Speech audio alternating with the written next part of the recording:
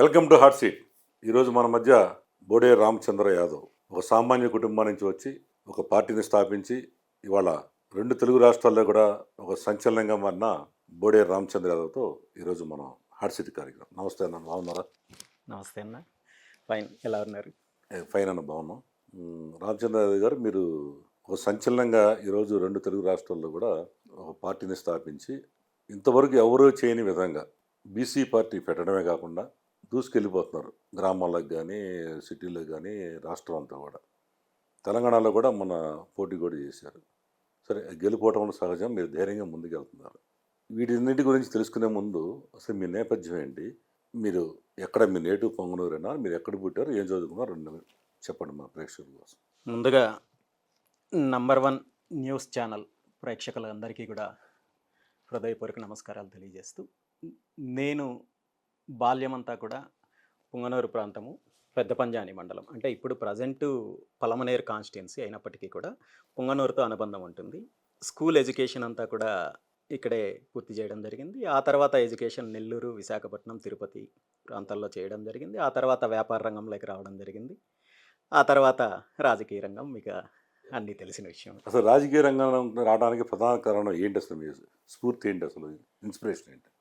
చిన్నప్పటి నుండి కూడా నేను కానీ, నా కుటుంబం కానీ రాజకీయంగా కనెక్టివిటీ లేకపోయినప్పటికీ కూడా రాష్ట్రంలో ఉన్న రాజకీయ పరిణామాలు, పార్టీల యొక్క విధానాలు, నాయకుల యొక్క విధానాలు చూస్తూ పెరిగిన వాడిని. ఈ రాష్ట్రంలో ఖచ్చితంగా బలహీన వర్గాల కోసము, ఏదైతే అణచివేతకు గురవుతున్న వర్గాలు ఎవరైతే ఉన్నారో వీరికి రాజకీయ అవకాశం కావాలి, అధికారం కావాలి, అప్పుడే బలహీన వర్గాల యొక్క ఆకాంక్షలు కానీ, హక్కులు కానీ నెరవేర్చుతాయి అనే ఆలోచనతోటి రాజకీయంగా 2019లో అడుగులు ముందుకు వేయడం జరిగింది. ఆనాటి నుండి ఈరోజు వరకు సైద్ధాంతికంగా పూర్తి అవగాహనతో రాజకీయాలు చేస్తున్నాను, ప్రజల్లో వెళ్తున్నాను, ముందుకెళ్తున్నాను. తర్వాత మీరు మొట్టమొదటిగా 2019 ఎలక్షన్లో ఇదే పొంగనూరు నుంచి జనసేన పార్టీ అభ్యర్థిగా మీరు పోటీ చేశారు కదా. జనసేన పార్టీకి వెళ్ళడానికి మీకు కారణం ఏంటి? అసలు ఆ పార్టీని ఎందుకు ఎంచుకున్నారు మీరు? నేను ఇప్పుడే చెప్పినట్టు ఈ రాష్ట్రంలో ప్రత్యామ్నాయ రాజకీయాలు కావాలని పూర్తి స్థాయిలో నమ్మిన వ్యక్తిగా రాజకీయాల్లో అడుగుపెట్టినప్పుడు, ఆనాడు 2019లో ఉన్న పరిస్థితుల్లో పవన్ కళ్యాణ్ గారు జనసేన పార్టీని స్థాపించి రాష్ట్రంలో ఉన్న వైఎస్ఆర్ కాంగ్రెస్ పార్టీ, తెలుగుదేశం పార్టీకి ప్రత్యామ్నాయంగా సామాన్యుడికి రాజకీయాన్ని అందిస్తాననే ఆలోచన ఏదైతే ఉందో ఆ ఆలోచనను, ఆ సిద్ధాంతాన్ని నమ్మి జనసేన పార్టీ తరఫున పోటీ చేయడం జరిగింది.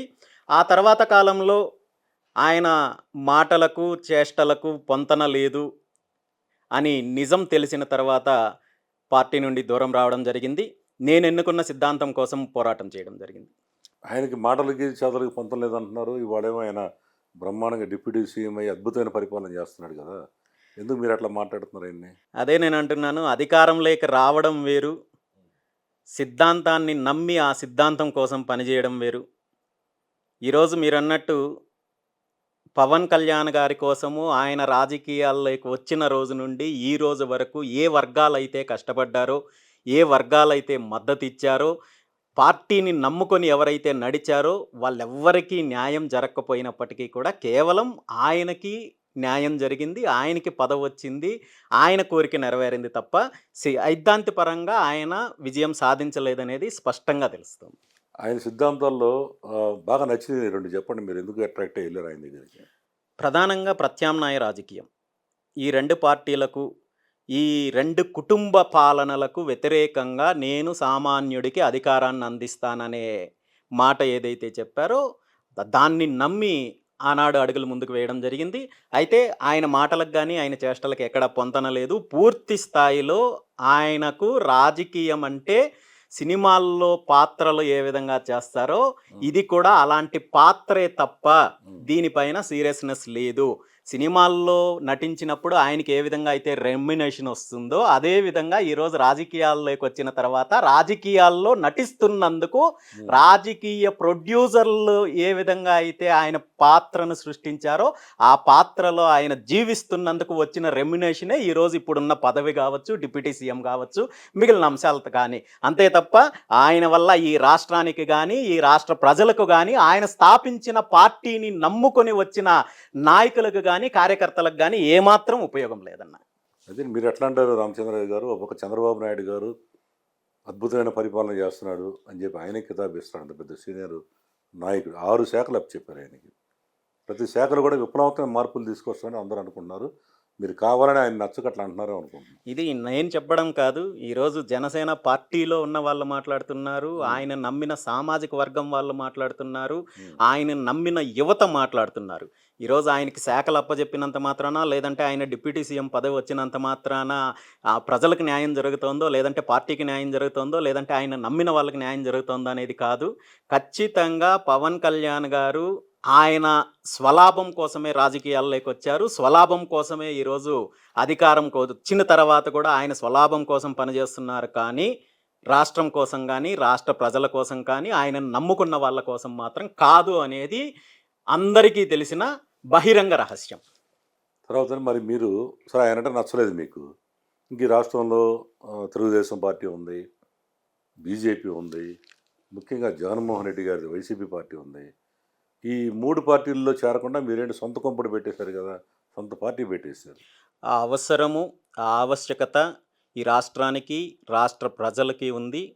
ఆంధ్రప్రదేశ్ రాష్ట్రంలో కావచ్చు, తెలంగాణలో కావచ్చు, ఖచ్చితంగా ప్రత్యామ్నాయ రాజకీయ వ్యవస్థ కావాలి అనేది అన్ని వర్గాల ప్రజలు కోరుకుంటున్నారు. ముఖ్యంగా ఈ కుటుంబ పార్టీల యొక్క దోపిడీ నుండి, వీళ్ళ పాలన నుండి రాష్ట్రానికి విముక్తి కలగాలని ప్రతి ఒక్కరు కూడా కోరుకుంటున్నారు.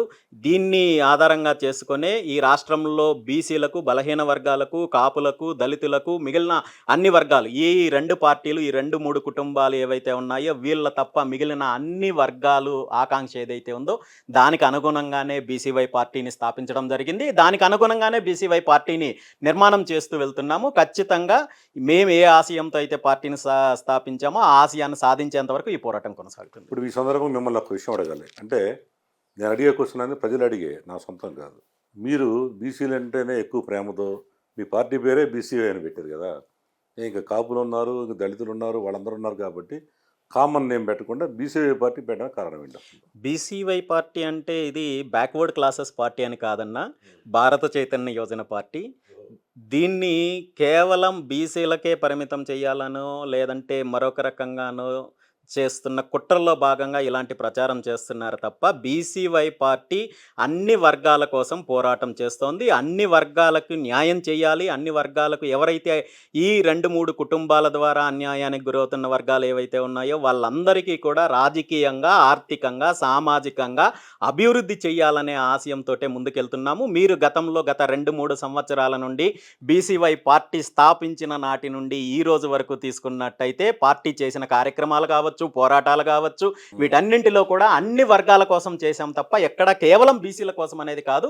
ముఖ్యంగా ఇందులో ఈ రాష్ట్రంలో 50% పైగా ఉన్న బీసీలు అన్ని రకాలుగా నష్టపోతున్నారు కాబట్టి బీసీలకు సంబంధించిన ఎక్కువ అంశాలపైన బీసీవై పార్టీ పోరాటం చేసింది. దాంతోపాటు మిగిలిన అన్ని అంశాలను కూడా ముందుకు తీసుకెళ్లే ప్రయత్నం మీ చేస్తుంది. పార్టీ పేరు భారత చైతన్య యోజన పార్టీ, అంతేనా? బీసీవై. ఎస్ అండి. కానీ అందరూ అనుకుంటుంది ఏంటంటే డైరెక్ట్గా బీసీ ఆయన బీసీ కాబట్టి యాదవ్ కాబట్టి బీసీవై పార్టీ అని పెట్టాడు, ఇదేంట్రా బాబు, దాంట్లో మనం ఎట్లా వెళ్తామని చాలామంది ఆలోచిస్తున్నమాట నిజం. ఇది ఒక రకమైన అపోహ అని చెప్పడం కంటే కూడా ఇలాంటి విష ప్రచారము ఈ 2 పార్టీలు చేశారు. బీసీవై పార్టీ అంటే ఏదో ఒక వర్గానికో, లేదంటే ఒక సామాజిక వర్గానికి సంబంధించిన వాళ్ళే ఉంటారు, మరొకటో అన్నట్టు. ఇది పూర్తిగా అవాస్తవము. ఇది పూర్తిగా కేవలం వీళ్ళు చేస్తున్న తప్పుడు ప్రచారం మాత్రమే. ఈరోజు పార్టీ నిర్మాణం మొదలుపెట్టిన తర్వాత పార్టీ కమిటీల్లో తీసుకున్నట్టయితే బీసీలతో పాటు దళితులున్నారు, కాపులున్నారు, క్షత్రియులున్నారు, రెడ్డి సామాజిక వర్గం వాళ్ళున్నారు, కమ్మ సామాజిక వర్గం వాళ్ళు కూడా ఉన్నారు. అంటే ఈ కుటుంబ పార్టీలు ఏవైతే ఉన్నాయో వీటి యొక్క విధానాలను నిబంధనలను వ్యతిరేకించే ప్రతి ఒక్క సామాజిక వర్గాన్ని బీసీవై పార్టీ ప్రోత్సహిస్తుంది, బీసీవై పార్టీ ప్రాధాన్యత ఇస్తుంది. ఇందులో పూర్తిగా ఎటువంటి అనుమానాలు లేవన్నా. అయితే మీరు పార్టీ పెట్టారు. పెట్టిన వెంటనే తెలంగాణలో పోటీ చేశారు, మన ఆంధ్రప్రదేశ్లో పోటీ చేశారు. మీ ధైర్యం ఏంటి అసలు? ఎందుకంటే పెట్టిన వెంటనే మీరు ఓడిపోతారని కూడా తెలుసు. ఎందుకని మీరు ఆ బ్యాడ్ నేమ్ తెచ్చుకున్నారు కదా, ఎక్కడ గెలవలేదు, డిపాజిట్లు కూడా రాలేదు, ఆఖరి రామచంద్ర యాదవ్ కూడా డిపాజిట్లు రాలేదని పేరు ఉంది కదా, మరి ఎందుకు ఆ తప్పు నిర్ణయం చేశారు? తప్పుడు నిర్ణయం అని అయితే నేను అనుకోవడం లేదు. 100% ఒక రాజకీయ పార్టీగా పార్టీ సిద్ధాంతాలను ప్రజల్లోకి తీసుకెళ్లాలంటే, అదేవిధంగా పార్టీ సిద్ధాంతాలను అమలు చేయాలంటే ఖచ్చితంగా ఎన్నికల్లో పోటీ చేయాలి, గెలవాలి. గెలుపు ఓటములకు సంబంధం లేకుండా ప్రజల్లోకి వెళ్ళడం పార్టీ యొక్క బాధ్యత. దాన్ని అనుగుణంగానే ప్రజల్లోకి వెళ్ళగలిగాము, ప్రజల్లోకి పార్టీ సిద్ధాంతాలను తీసుకెళ్ళగలిగాము. మీరన్నట్టు గెలుపోటములు అనేవి సెకండరీ. ఖచ్చితంగా ఈరోజు కాకపోయినా రేపు మాకు మళ్ళీ అవకాశం వస్తుంది. ఖచ్చితంగా ప్రజల్లోకి పార్టీ యొక్క సిద్ధాంతాలని, పార్టీ విధానాలని తీసుకెళ్ళినప్పుడు భవిష్యత్తులో మాకు అవకాశం వస్తుందనే ఉద్దేశంతోటే ఎన్నికల్లో వెళ్ళడం జరిగింది. ఎన్నికల తర్వాత కూడా పార్టీని ప్రజల్లోకి తీసుకెళ్తున్నాము. ప్రజల యొక్క సమస్యలు, రైతుల సమస్యలు కావచ్చు, యువత సమస్య కావచ్చు, అదేవిధంగా బీసీల సమస్యలు కావచ్చు, అదేవిధంగా శాంతి భద్రతలకు సంబంధించిన సమస్యలు కావచ్చు, ప్రభుత్వం చేస్తున్న అవినీతి పైన కావచ్చు, పూర్తి స్థాయిలో బీసీవై పార్టీ పోరాటం చేస్తూనే బీసీవై పార్టీని అన్ని వర్గాల ప్రజలకు చేరువేసే దిశగా ముందుకెళ్తున్నాం. ఇంత పెద్ద పవన్ కళ్యాణ్ గారు అంటే మాస్ ఫాలోయింగ్ అనే వ్యక్తి, సినీ నటుడు, పెద్ద సామాజిక వర్గం ఆయన వెనకాల ఉంది. ఆయనే 2014లో పార్టీ పెట్టి నేను పోటీ చేయను, నాకు అంత శక్తి లేదు, తర్వాత చూసుకుంటానని ఆయన 19లో పోటీ చేశారు. 5 సంవత్సరాలు గ్యాప్ తీసుకున్నారు. మరి మీ ధైర్యం ఏంటి అసలు? ఎందుకు చేశారంటున్నా నేను. ఇక్కడ ఎవరి విధానం వాళ్ళది, ఎవరి పార్టీ విధానం వాళ్ళది ఉంటుంది. నేను ఇంతకు ముందు చెప్పినట్టు పవన్ కళ్యాణ్ గారు పార్టీ పెట్టడం యొక్క ఉద్దేశాలు వేరు, ఆయన ఆకాంక్షలు వేరు, ఆయన దానివల్ల కలిగిన లబ్ధి వేరు. పైకి ఏం మాట్లాడుతున్నప్పటికీ కూడా ఈ 12 సంవత్సరాలలో పవన్ కళ్యాణ్ గారు పార్టీ స్థాపించినప్పటి నుండి ఈనాటి వరకు పూర్తి స్థాయిలో ఎలాంటి రాజకీయం చేశారు, ఎలాంటి వ్యూహాలు అవలంబించారు, ఏ విధంగా తన ప్రమోటర్స్కి లబ్ధి చేకూర్చారనే విషయం ఈ రాష్ట్ర ప్రజలందరికీ తెలుసు. పవన్ కళ్యాణ్ గారి గురించి నేను ఎక్కువ మాట్లాడదలుచుకోలేదు. ఒకటి మీరు అనవసరంగా ఆయన అంటున్నారు. మీరు కూడా ఏం చేస్తున్నారంటే మీకు వచ్చిన పర్సనల్ లబ్ధి పొందడం కోసం మీరు మీ వెనకాల బీజేపీ పార్టీని పెట్టుకొని మీరు ఈ పార్టీని స్థాపించి మీరు బీజేపీకి బీ టీమ్గా పనిచేస్తారన్నారు. ఇది నిజమా కదా, చెప్పండి. 100% అవాస్తవము. మీరు 2 విషయాలు అన్నారు ఇందులో. నాకు వ్యక్తిగత లబ్ధి అనేది ఒకటన్నారు, 2 బీజేపీ పార్టీకి బీ టీం అన్నారు. ఇది మీ ఆరోపణ కాదు. తెలుగుదేశం పార్టీ కావచ్చు, గతంలో వైఎస్ఆర్ కాంగ్రెస్ పార్టీ కావచ్చు, అధికారంలో ఉన్నప్పుడు వీళ్ళందరూ కూడా చేసిన ఆరోపణే. నేనేమడుగుతున్నానంటే వీటికి ఆధారాలు ఉంటే చూపించండి. మీరు ఆధారం అంటే చెప్పండి. మీరు ఒక ప్రీ ప్లాన్డ్గా మీరు ఇక్కడ మంచి బ్రహ్మాండం ఇల్లు కట్టుకొని ఆ తర్వాత కావాలని పెద్దిరెడ్డి మీదకి వెళ్ళి మీ ఇంటి మీద మీరు దాడి చేయించుకుని వాళ్ళ ద్వారా మీరు అక్కడి నుంచి వెళ్ళి పెద్ద సెంట్రల్ గవర్నమెంట్ సెక్యూరిటీ తెచ్చుకొని ఈరోజు ఈ 2 రాష్ట్రాలు ఎవరు సాధ్యమే చెప్పండి? కేంద్ర ప్రభుత్వం ఇంతకంటే దారుణమైన మీకు వాళ్ళు నిజంగా వై కేటగిరీ ఉందా? ఏ కేటగిరీ ఉంది మీకు? లేదని నేను చెప్పలేదు. మీకు ఏ కేటగిరీ ఉంది చెప్పండి. నేను Y+ సెక్యూరిటీ పీపీ. Y+ సెక్యూరిటీకి ఎవరికి? ఒక విషయం మీరు ఒక మాట అన్నారు, ఏంటి ప్లాన్డ్ గా దాడి చేయించుకొని అన్నారు కదా. మరి ఎట్లా? ఒక కామన్ మ్యాన్ ఒక ఆధారం చూపించండి, నేను రాజకీయాలు వదిలేస్తాను. అవునండి, మీరు కావాలి. ఇప్పుడు మీరు ఒక మాట అన్నారు, నేను దీన్ని ప్లాన్డ్ గా దాడి అని మీరు అన్నారు కదా. దీనికి ఆధారం చూపించండి, నేను రాజకీయాలు వదిలేస్తాను. రాజకీయాలు కాదు, తెలుగు రాష్ట్రాలే వదిలేస్తాను. చూపించగలరా? ఇవన్నీ ఆధారం ఒకటేనండి. మీరు వైసీపీ గవర్నమెంట్ లో పెద్దిరెడ్డి హవా బ్రహ్మాండంగా నడిచి రాష్ట్రంలోనే దడదలాడిస్తున్న ఆయన మీదకి మీరు ప్లాన్డ్కి వెళ్ళి ఆయనతో మీరు ఏదో రెచ్చగొట్టి మీరు కావాలని దాడి చేయించుకున్నారు. ఏం రెచ్చగొట్టి? ఆయన చేస్తున్న తప్పులని, ఆయన చేస్తున్న దోపిడీని, అధికారాన్ని అడ్డం పెట్టుకొని చేస్తున్న అరాచకాలని, భూ కబ్జాలని, రైతులకు జరుగుతున్న అన్యాయం పైన నేను పోరాటం చేశాను తప్ప వాళ్ళ చేత కాదు. కాబట్టి ఆ రోజు కనీసం అతని పేరు చెప్తే ఇళ్లలో నుండి బయటకు రావడానికి కూడా చేత కాని దద్దమ్మలు కాబట్టి ఆ రోజు నేను పోరాటం చేయాల్సి వచ్చింది తప్ప ఇందులో ప్లానింగ్ ఏముంది, ఇంకొకటి ఏముంది? మరి అలాంటప్పుడు ఈ రోజు కూటమి ప్రభుత్వం అధికారంలోకి వచ్చిన తర్వాత తెలుగుదేశం పార్టీ పార్టీ అధికారంలోకి వచ్చిన తర్వాత తెలుగుదేశం పార్టీ చేస్తున్న అరాచకాల పైన, అదేవిధంగా రైతులకు జరుగుతున్న అన్యాయం పైన, బీసీలకు జరుగుతున్న అన్యాయం పైన, వాళ్ళు ఇచ్చిన హామీలు నెరవేర్చకుండా కాకమ్మ కబుర్లు చెప్తుంటే వీళ్ళపైన కూడా పోరాటం చేస్తున్నాను. మరి ఇది కూడా ప్లాన్ అనే లేదంటే మరి ఒక రకంగా అనొచ్చు కదా. పొంగనూరులో చేస్తున్నారు, మీరు పోరాటం చేస్తున్నారు. పొంగనూరులో ఉన్న సమస్యల పైన డెఫినెట్ గా పోరాటం చేస్తున్నాం. ఈ రోజు రోడ్ల అంశం పైన కావచ్చు, మరో రకంగా కావచ్చు, పార్టీ పూర్తి స్థాయిలో పోరాటం చేస్తోంది. ఎక్కడా ఏ ఒక్క పార్టీతో కూడా కాంప్రమైజ్ అవ్వడం లేదు అనేది ఈ రాష్ట్ర ప్రజలందరికీ తెలుసు. మీరు చెప్తున్న ఆరోపణలు ఏవైతే ఉన్నాయో ఇవి ఈ రెండు పార్టీలు చేస్తున్న ఆరోపణలే తప్ప ప్రజలకు పూర్తి స్థాయిలో క్లారిటీ ఉంది. ఈ రాష్ట్రంలో ఒక ప్రత్యామ్నాయ రాజకీయ పార్టీ కావాలని అడుగులు ముందుకు వేసిన తర్వాత నా మీద మీరు చెప్పిన ఆరోపణలే కాదు, ఇంకా చాలా చాలా చాలా చాలా నీచమైన ఆరోపణలు కూడా చేశారు. వీటన్నింటికీ కూడా నేను నోటితో సమాధానం చెప్పాల్సిన పని లేదు. నా ప్రయాణం కొనసాగుతుంది, నా సిద్ధాంతం నాకు తెలుసు, నా ఆశయం నాకు తెలుసు. ప్రజలకు నేను వివరించాలి తప్ప ఈ విధంగా ఆరోపణలు చేసే వాళ్ళకి నేను సమాధానం చెప్పాల్సిన అవసరం లేదనే ఉద్దేశంతో ముందుకెళ్తున్నాను తప్ప ఇలాంటి ఆరోపణలు మాత్రం ఖచ్చితంగా మీలాంటి వాళ్ళు అసలు మాట్లాడకూడదు. మీరు నిజంగా వెనక్కి తీసుకోవాలి. మీరేంటంటే మమ్మల్ని కూడా మాట అనేయకుండా ఆ రకంగా మాట అనడం అంటే నిజంగా మీకు ఆధారాలు ఉంటే మాట్లాడాలన్నా తప్పులేదు. మీరు కేటగిరీ ఎందుకు ఇచ్చారు?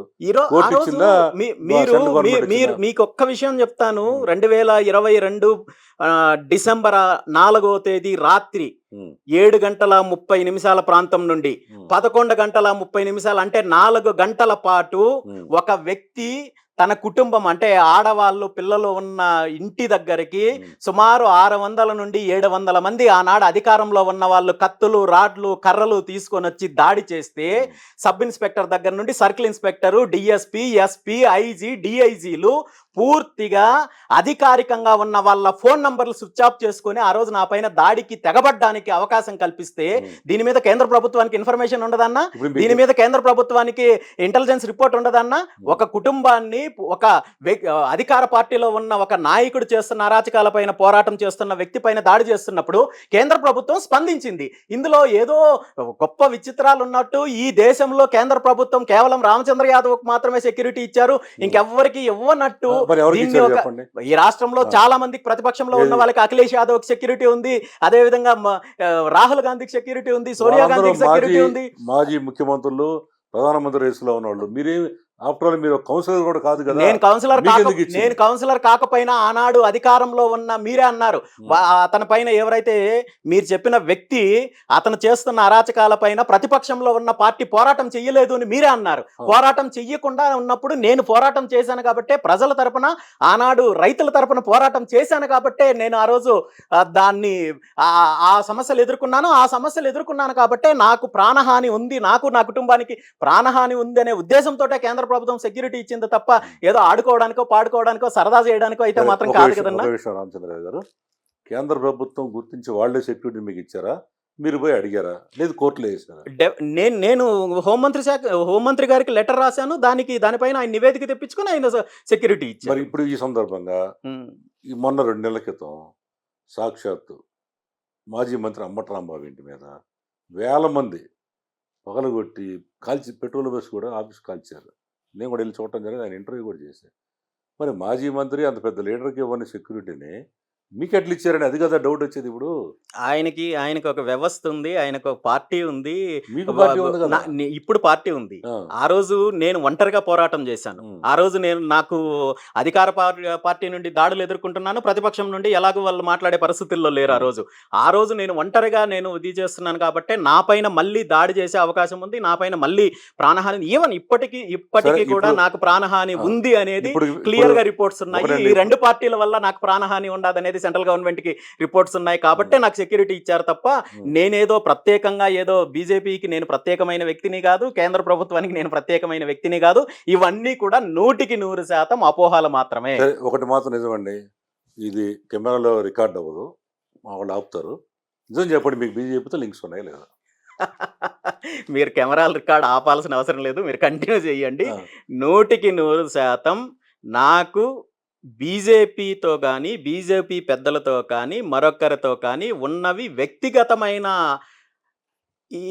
ఏదైతే పరిచయాలు ఉన్నాయో పరిచయాలు తప్ప, రాజకీయ పరంగా తీసుకుంటే పార్టీ స్థాపించడంలో కానీ, పార్టీ నిర్ణయాల్లో కానీ, పార్టీ సిద్ధాంతాల్లో కానీ, పార్టీ కార్యక్రమాల్లో కానీ, పార్టీ పోరాటాల్లో కానీ, పార్టీ నిర్మాణంలో కానీ, ఎన్నికల విషయంలో కానీ ఏ ఒక్క విషయంలో బీజేపీ పార్టీకి సంబంధం లేదు. బీజేపీ పార్టీ రామచంద్ర యాదవ్‌ని ముందు పెట్టి పార్టీని స్థాపింపజేసి, పార్టీని నడిపించి ఇక్కడ రాజకీయాలు చేయాల్సిన అవసరము అంత బలహీనంగా బీజేపీ పార్టీ ఉందని నేను అనుకోవడం లేదు. ఈ రాష్ట్రంలో రాజకీయ పరిజ్ఞానం ఉన్న వాళ్ళు ఏ ఒక్కరు అనుకోవడం లేదు.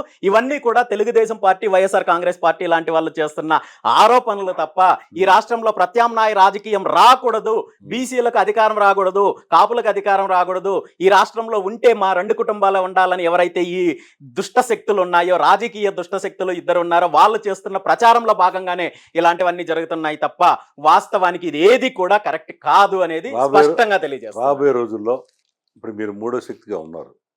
ఈ 2 పార్టీల మీద చాలామంది వాళ్ళ కార్యకర్తలు కానీ, సామాన్య ప్రజలు కానీ తమిళనాడు తరహాలో ఇక్కడ రావాలి మనకు కూడా అని ఊహించుకుంటున్నారు.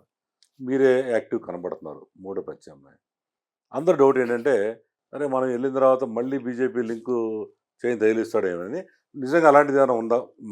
డైరెక్ట్ మా కెమెరామెన్ చెప్పండి. 100% మళ్ళీ నేను చెప్పేది ఏంటంటే ఉమ్, బీసీవై పార్టీ అనేది ఒక స్వతంత్ర పార్టీ. ఉమ్, ఈ 2 తెలుగు రాష్ట్రాల్లో కూడా ప్రత్యామ్నాయ రాజకీయం రావాలి, ప్రత్యామ్నాయ ప్రభుత్వం రావాలి. ఈ 2 దోపిడీ కుటుంబాల యొక్క పాలనకు, వీళ్ళ దోపిడీకి అంతం పలకాలనే ఆశయంతోటే ప్రయాణం కొనసాగిస్తున్నాము. ఇదే విధానాలు కొనసాగుతాయి.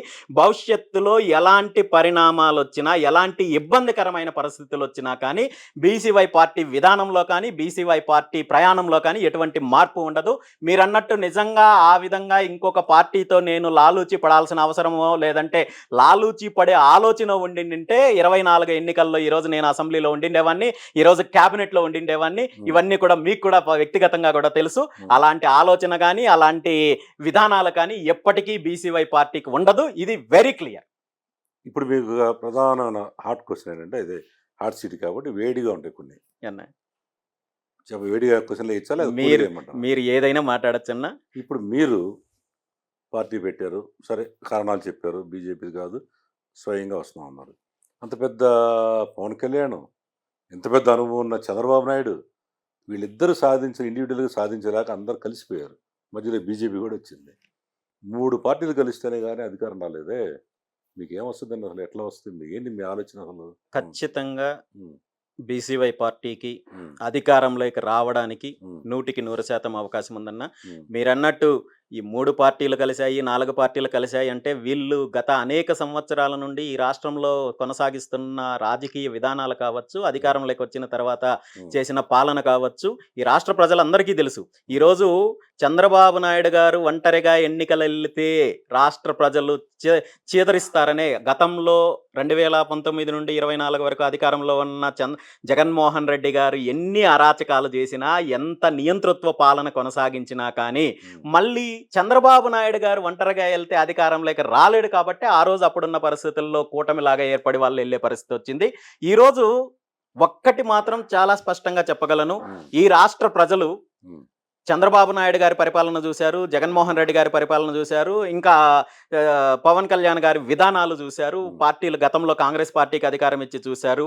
ఒక్కటైతే చాలా స్పష్టంగా చెప్పగలను, ఈ రాష్ట్రంలో 100% ప్రజలు ప్రత్యామ్నాయ రాజకీయ పార్టీ కావాలని కోరుకుంటున్నారు, ప్రత్యామ్నాయ నాయకత్వం కావాలని కోరుకుంటున్నారు. అందులో దిశగానే అందులో భాగంగానే బీసీవై పార్టీ తొందరలోనే ప్రజల్లోకి వెళ్ళబోతోంది. పార్టీ నిర్మాణం చేపట్టబోతున్నాము. పార్టీని అన్ని వర్గాలకు చేరువ చేసి పార్టీ సిద్ధాంతాలను ప్రజల్లోకి తీసుకెళ్లి ఖచ్చితంగా 2029 ఎన్నికల నాటికి ఈ రాష్ట్రంలో బీసీవై పార్టీని అధికారంలోకి తీసుకొచ్చే దిశగానే ముందుకెళ్తామన్నా. ఇంత గట్టిగా చెప్తున్నారు మీరు. అసలు ఈ పార్టీలో మీరు ఒక్కళ్ళే బలమైన నాయకుడు. ఇంక 2 పేర్లు చెప్పండి, బలమైన నాయకులు ఎవరు అసలు? మీరు చెబుతూ అధికారం వస్తుంది. ఇక్కడ నేను అదే చెప్తున్నాను, నేనేమి సినిమా యాక్టర్ని కాదు, లేదంటే మాజీ సీఎం కొడుకునో, లేదంటే వారి కుటుంబం నుండి వచ్చిన వాన్నో కాదు. ఈరోజు గత 3 సంవత్సరాల నుండి నేను చేసిన పోరాటము పూర్తిగా ప్రజల ఎజెండాతో కూడిన పోరాటం చేశాను. ప్రజల యొక్క సమస్యల కోసము పోరాటం చేశాను. కాబట్టే ఈరోజు నన్ను గుర్తించారు ప్రజలు. అదేవిధంగా ఈరోజు పార్టీని గుర్తిస్తున్నారు. పార్టీ విధానాలను నచ్చి గుర్తిస్తున్నారు. సో, భవిష్యత్తులో ఖచ్చితంగా ఈ 2, 3 సంవత్సరాలు మేము చేసిన పోరాటం వల్ల భవిష్యత్తులో ఖచ్చితంగా ప్రజల్లో బలమున్న నాయకులు బీసీవై పార్టీతో నడవడానికి సిద్ధంగా ఉన్నారు. దానికి మీరన్నట్టు కొంత సమయం పడుతుంది. నేను ఒక సినిమా యాక్టర్‌గా రాజకీయాల్లోకి అడుగు ముందుకు వేస్తే వెంటనే ఓవర్‌నైట్ పెద్ద పెద్ద నాయకులు వచ్చే అవకాశం ఉందేమో కానీ, ఈరోజు నేను ఎటువంటి బ్యాక్‌గ్రౌండ్ లేకుండా పూర్తిగా ఒక సైద్ధాంతిపరమైన రాజకీయాల కోసము, ప్రత్యామ్నాయ రాజకీయాల కోసము అడుగులు ముందుకు వేశాను కాబట్టి, కొంతవరకు సమయం పట్టినప్పటికీ కూడా భవిష్యత్తులో ఖచ్చితంగా బీసీవై పార్టీలకు పెద్ద నాయకులు వస్తారు. పార్టీని నడిపించే పరిస్థితి ఉంటుంది. పార్టీని అన్ని వర్గాల ప్రజలకు చేరవజేసి ఖచ్చితంగా ఎన్నికలు ఎదుర్కొని అధికారంలోకొచ్చి ఈ రాష్ట్రంలో ఒక సరికొత్త చరిత్ర, రాజకీయ చరిత్ర సృష్టించడానికి బీసీవై పార్టీ సిద్ధం. ఇప్పుడు ఆల్రెడీ ఎలక్షన్స్ ఇంకో 3 సంవత్సరాలు ఎలక్షన్ వస్తుంది. 2 ఇయర్స్ తర్వాత అంతా ఎలక్షన్ ఏరియాక. మరి ఈ 2 సంవత్సరాలు మీ పార్టీ బలపడాలా? గ్రామ గ్రామ కమిటీలు ఏర్పడాలి, బూత్ కమిటీలు ఏర్పడాలి, మెంబర్‌షిప్ ఏర్పడాలి. ఇది సాధ్యమయ్యే పని అసలు? 100కి 100% సాధ్యమయ్యే పనే అన్న. ఎందుకంటే ఇప్పటికే పార్టీ నిర్మాణం మొదలుపెట్టాము. పార్టీకి పూర్తి స్థాయిలో ఈరోజు 2 తెలుగు రాష్ట్రాల్లో కూడా గ్రామీణ ప్రాంతం వరకు పార్టీని అభిమానించే నాయకత్వం ఉంది. పార్టీ జెండాని, పార్టీ సిద్ధాంతాలని ప్రజల్లోకి తీసుకెళ్లడానికి యువత సిద్ధంగా ఉన్నారు. దీనికోసమే తొందరలోనే బీసీవై పార్టీ ఒక ప్రత్యేకమైన ప్రణాళికతో ఒక యాత్ర కూడా చేపట్టబోతున్నాము. ప్రతి నియోజకవర్గానికి పార్టీని తీసుకెళ్లే కార్యక్రమం చేస్తున్నాము. ఇది ఇప్పటివరకు జరిగిన పాదయాత్రలకు గానీ, లేదా బస్సు యాత్రలకు గానీ పూర్తి విభిన్నంగా ఉంటుంది. ప్రజలకు అన్ని వర్గాల ప్రజల్లోకి వెళ్ళడానికి ప్రజలకు సంబంధించిన అజెండానే పట్టుకొని ముందుకెళ్లే ప్రయత్నం చేస్తున్నాం. పార్టీ నిర్మాణము 100కి 100% ఎన్నికలకు ముందు ఈ 2 పార్టీల కంటే కూడా బలంగా తయారు చేయడానికి సిద్ధంగా ఉన్నాం. మరొక ఇప్పుడు ప్రశ్న ఏంటంటే మీకు, ఒక పార్టీ నడపాలంటే వేల కోట్ల రూపాయలు డబ్బు కావాలి. ఒక పక్క చంద్రబాబు నాయుడు గారు, జగన్మోహన్ రెడ్డి గారు వాళ్ళు ఆల్రెడీ 2 సీఎంలు అయ్యారు. వాళ్ళ దగ్గర వేల కోట్ల డబ్బు ఉంది. మరి మీరు ఏ ధైర్యం చూసుకొని దిగుతున్నారు మీరు? అంత డబ్బు మీ దగ్గర ఉందా?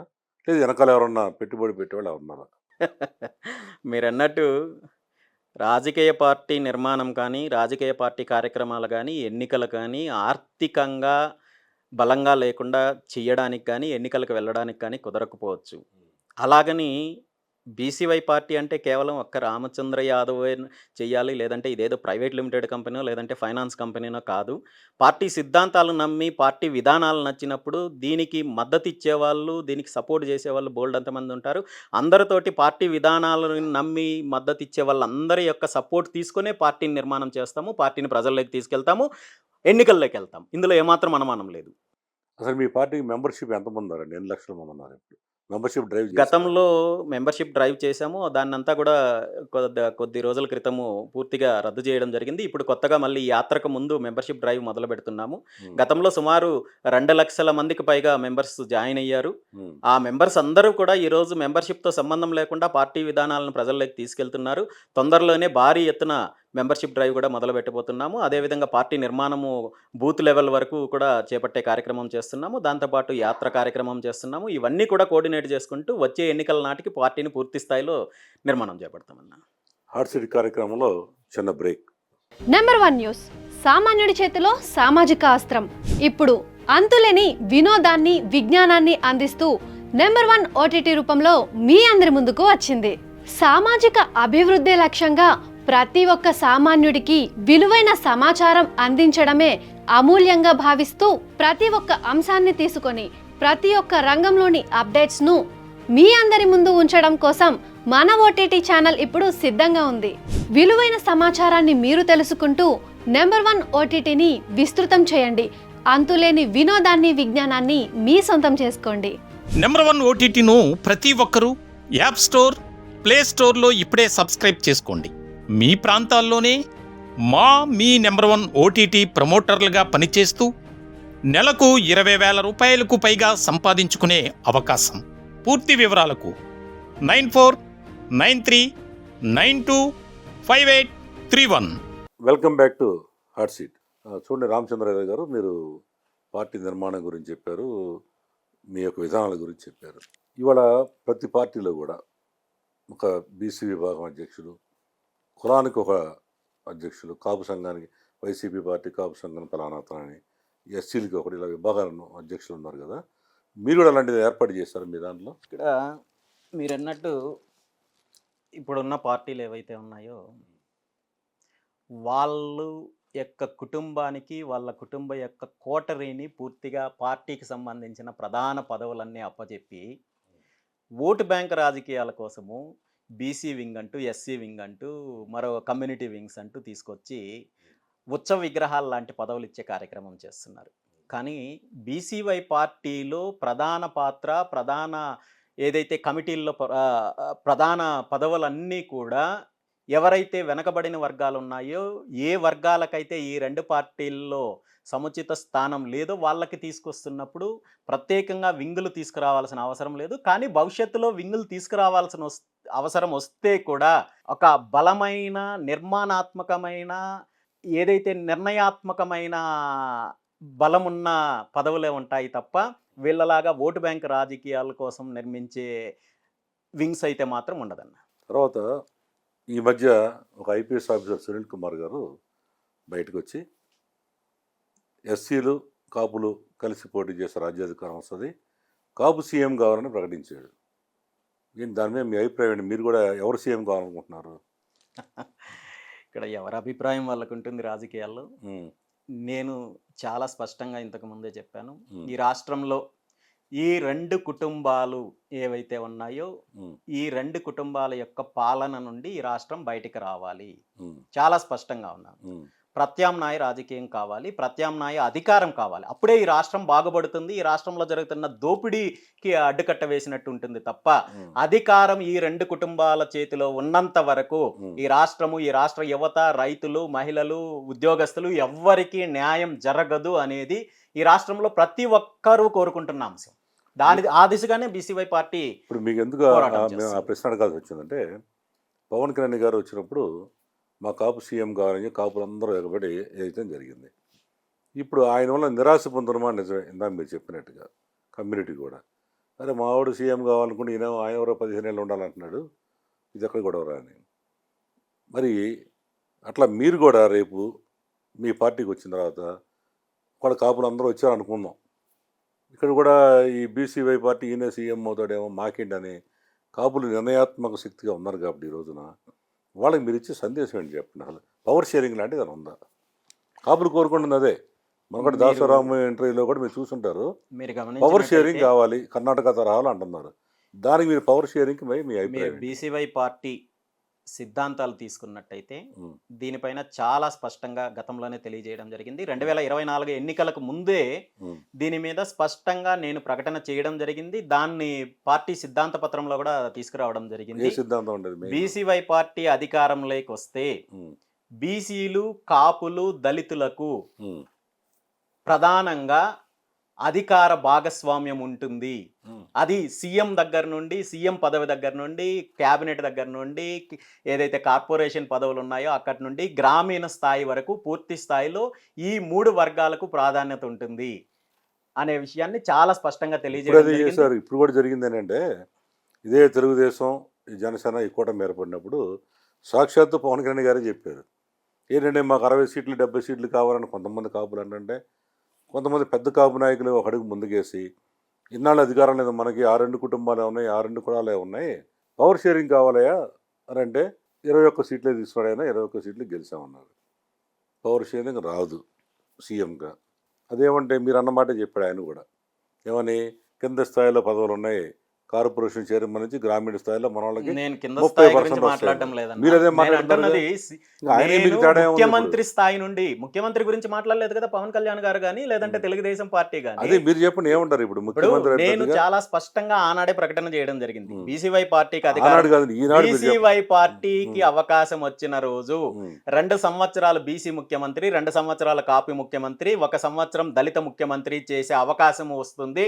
ఆ సామాజిక న్యాయం బీసీవై పార్టీ చేస్తుంది అని స్పష్టంగా 2023లోనే అనంతపురంలో జరిగిన బహిరంగ సభలో బీసీవై పార్టీ తరపున స్పష్టంగా ప్రకటన చేయడం జరిగింది. ఆ ప్రకటనకి ఈ రోజు కూడా కట్టుబడి ఉన్నాము, ఎప్పటికీ కట్టుబడి ఉంటాము. ఖచ్చితంగా ఈ రాష్ట్రంలో సామాజిక న్యాయం జరగాలి అంటే ఇప్పటి వరకు అధికారానికి దూరంగా ఉన్న అన్ని వర్గాలకు అధికారం కావాల్సిందే.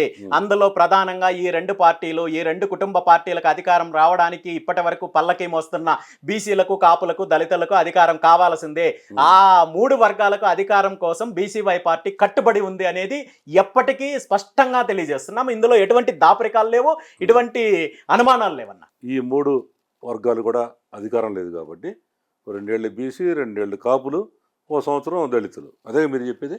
ఎగ్జాక్ట్గా కన్ఫామా? కన్ఫర్మ్ అన్న. అందరు రాజకీయ నాయకులాగా మీరు కూడా మాట మార్చేస్తాను. మీరు కావాలంటే రికార్డ్స్ చెక్ చేసుకోండి.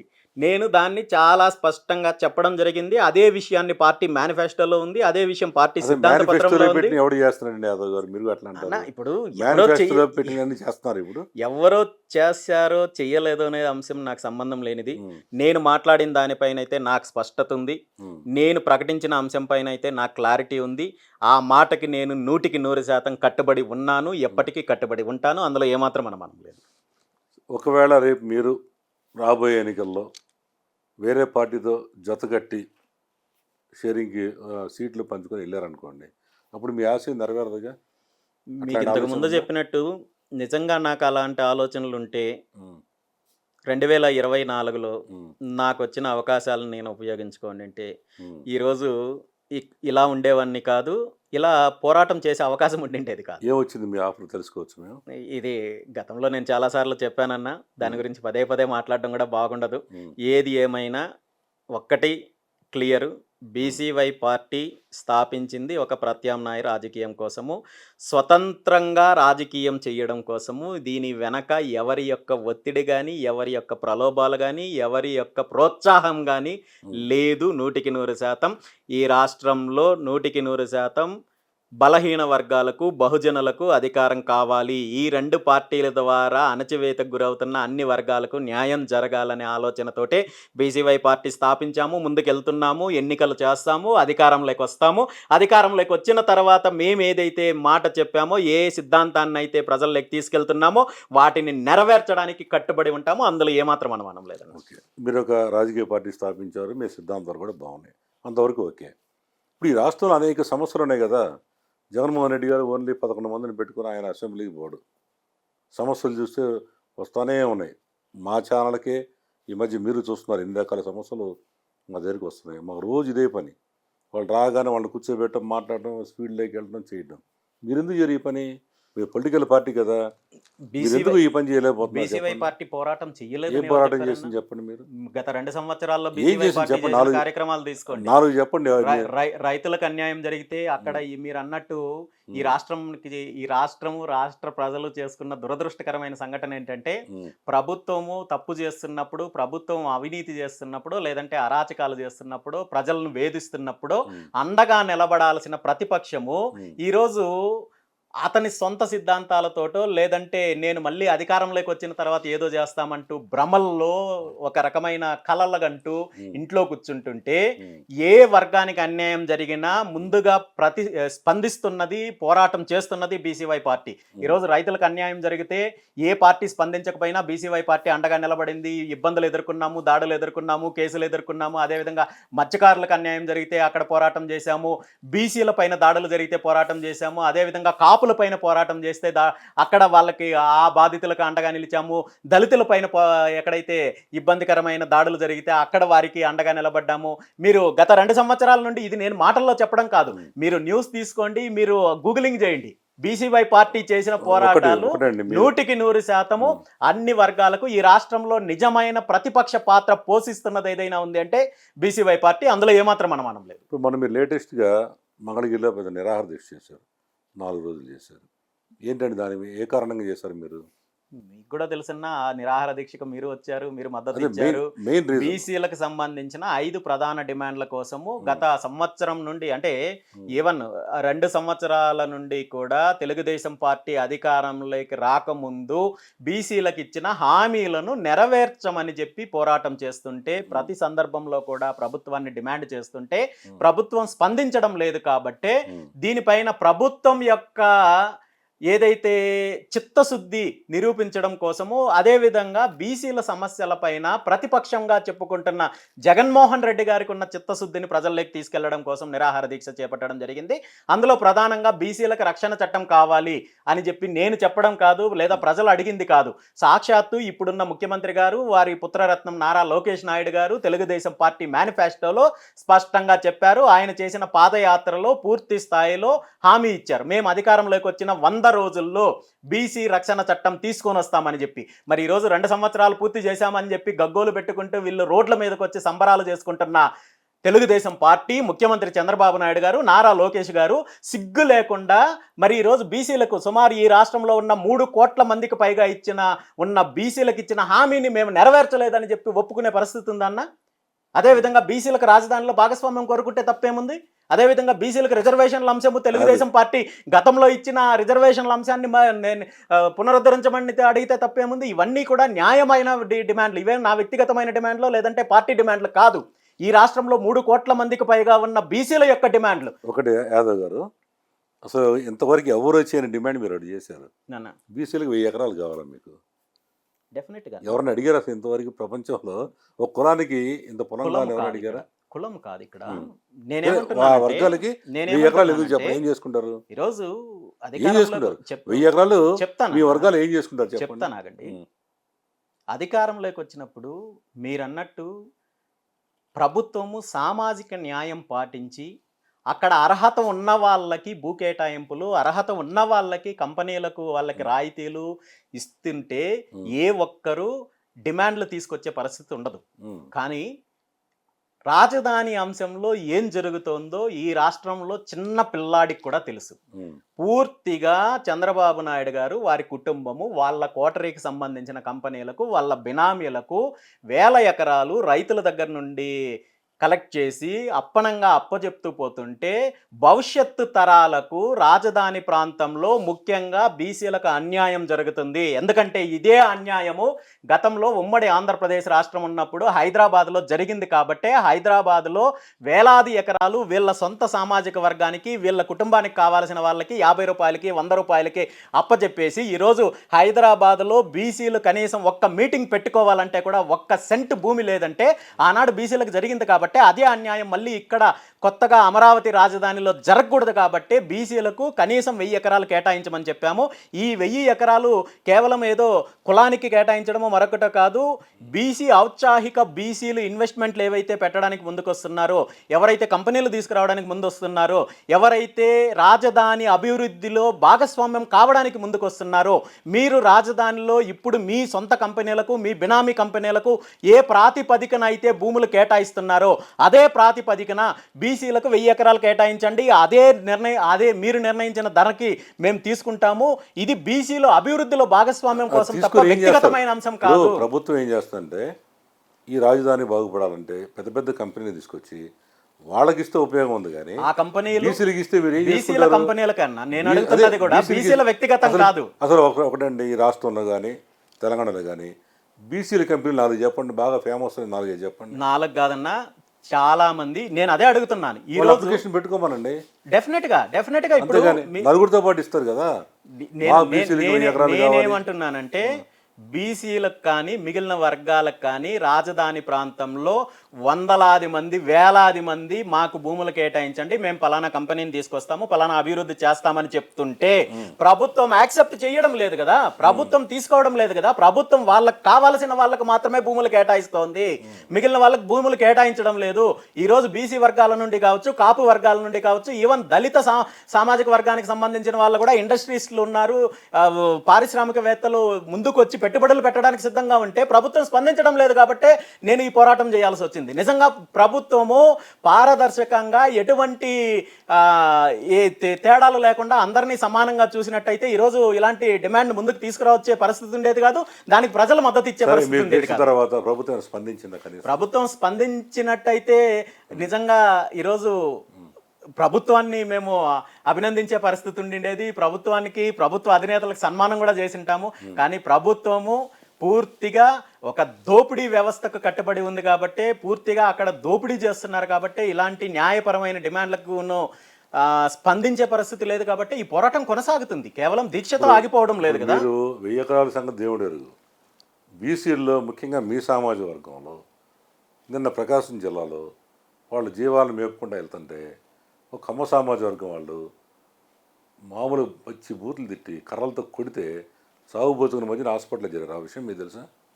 ఆ విషయము తెలుసు. ఆ విషయం పైన బీసీవై పార్టీ స్పందించింది. బీసీవై పార్టీ నాయకులు ఆ కుటుంబానికి, బాధితులకు మద్దతు తెలిపారు. రేపు 15వ తేదీన కలెక్టరేట్ ముందు ధర్నా కూడా చేయబోతున్నారు.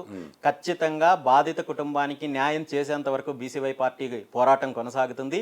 నేను గత 2 సంవత్సరాల నుండి ప్రభుత్వాన్ని డిమాండ్ చేస్తున్నది కూడా ఇదే అంశము. ప్రభుత్వం పైన పోరాటం చేస్తున్నది కూడా ఇదే అంశము. బీసీల పైన దాడులు జరుగుతున్నాయి. అధికారంలోకి వచ్చిన తర్వాత ఈ రాష్ట్రంలో ముఖ్యంగా ఈ 2 పార్టీలకు సంబంధించిన వాళ్ళు, ఆ పార్టీ అధికారంలో ఉంటే ఈ పార్టీ పుట్టల్లో చెట్లలో దాక్కుంటారు, వీళ్ళు అధికారంలోకి వస్తే వీళ్ళు దాక్కుంటారు. కానీ మధ్యలో నలిగిపోతున్నది బీసీలే.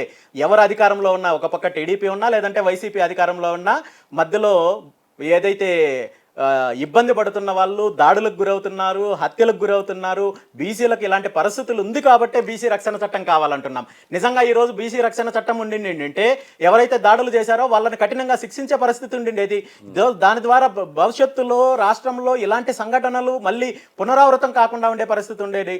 ఇలాంటి జరుగుతుంది కాబట్టే వాళ్ళ సొంత సామాజిక వర్గం వాళ్ళపైన చర్యలు తీసుకునే అవకాశం ఉంటుంది. కాబట్టి ఈరోజు బీసీ రక్షణ చట్టాన్ని తీసుకురాకుండా చంద్రబాబు నాయుడు, నారా లోకేష్ వెనకడుగు వేస్తున్నారు తప్ప మరొకటి కాదు అనేది స్పష్టంగా కనబడుతోంది. మరి రాబోయే రోజుల్లో ఈ బీసీ చట్టం కానీ లేదంటే 1000 ఎకరాల గురించి కానీ మరి పోరాటం ఆపేస్తారా, మళ్ళీ కంటిన్యూ చేస్తారు? డెఫినెట్గా కంటిన్యూ అవుతుందన్న. డెఫినెట్గా ఇది సాధించేంత వరకు కంటిన్యూ అవుతుంది. భవిష్యత్తులో ఇంకా ఉధృతంగా ప్రభుత్వం పైన పోరాటం చేయడానికి బీసీవై పార్టీ సిద్ధంగా ఉంది. ఈ యాత్రలో ప్రధానంగా తీసుకునే అంశాల్లో బీసీలకు సంబంధించిన సమస్యల పైన కూడా ప్రజల్లో చైతన్యం తీసుకొచ్చే కార్యక్రమం ఉంటుంది. ఖచ్చితంగా ఈ పోరాటం కొనసాగుతుంది. ఇప్పుడు ఒక బీసీలే కాకుండా మీ రాజకీయ పార్టీ కాబట్టి మీది ఈ మధ్య రాష్ట్రంలో చూస్తున్నాం, కాపులపై కూడా విపరీతమైన దాడులు జరుగుతున్నాయి.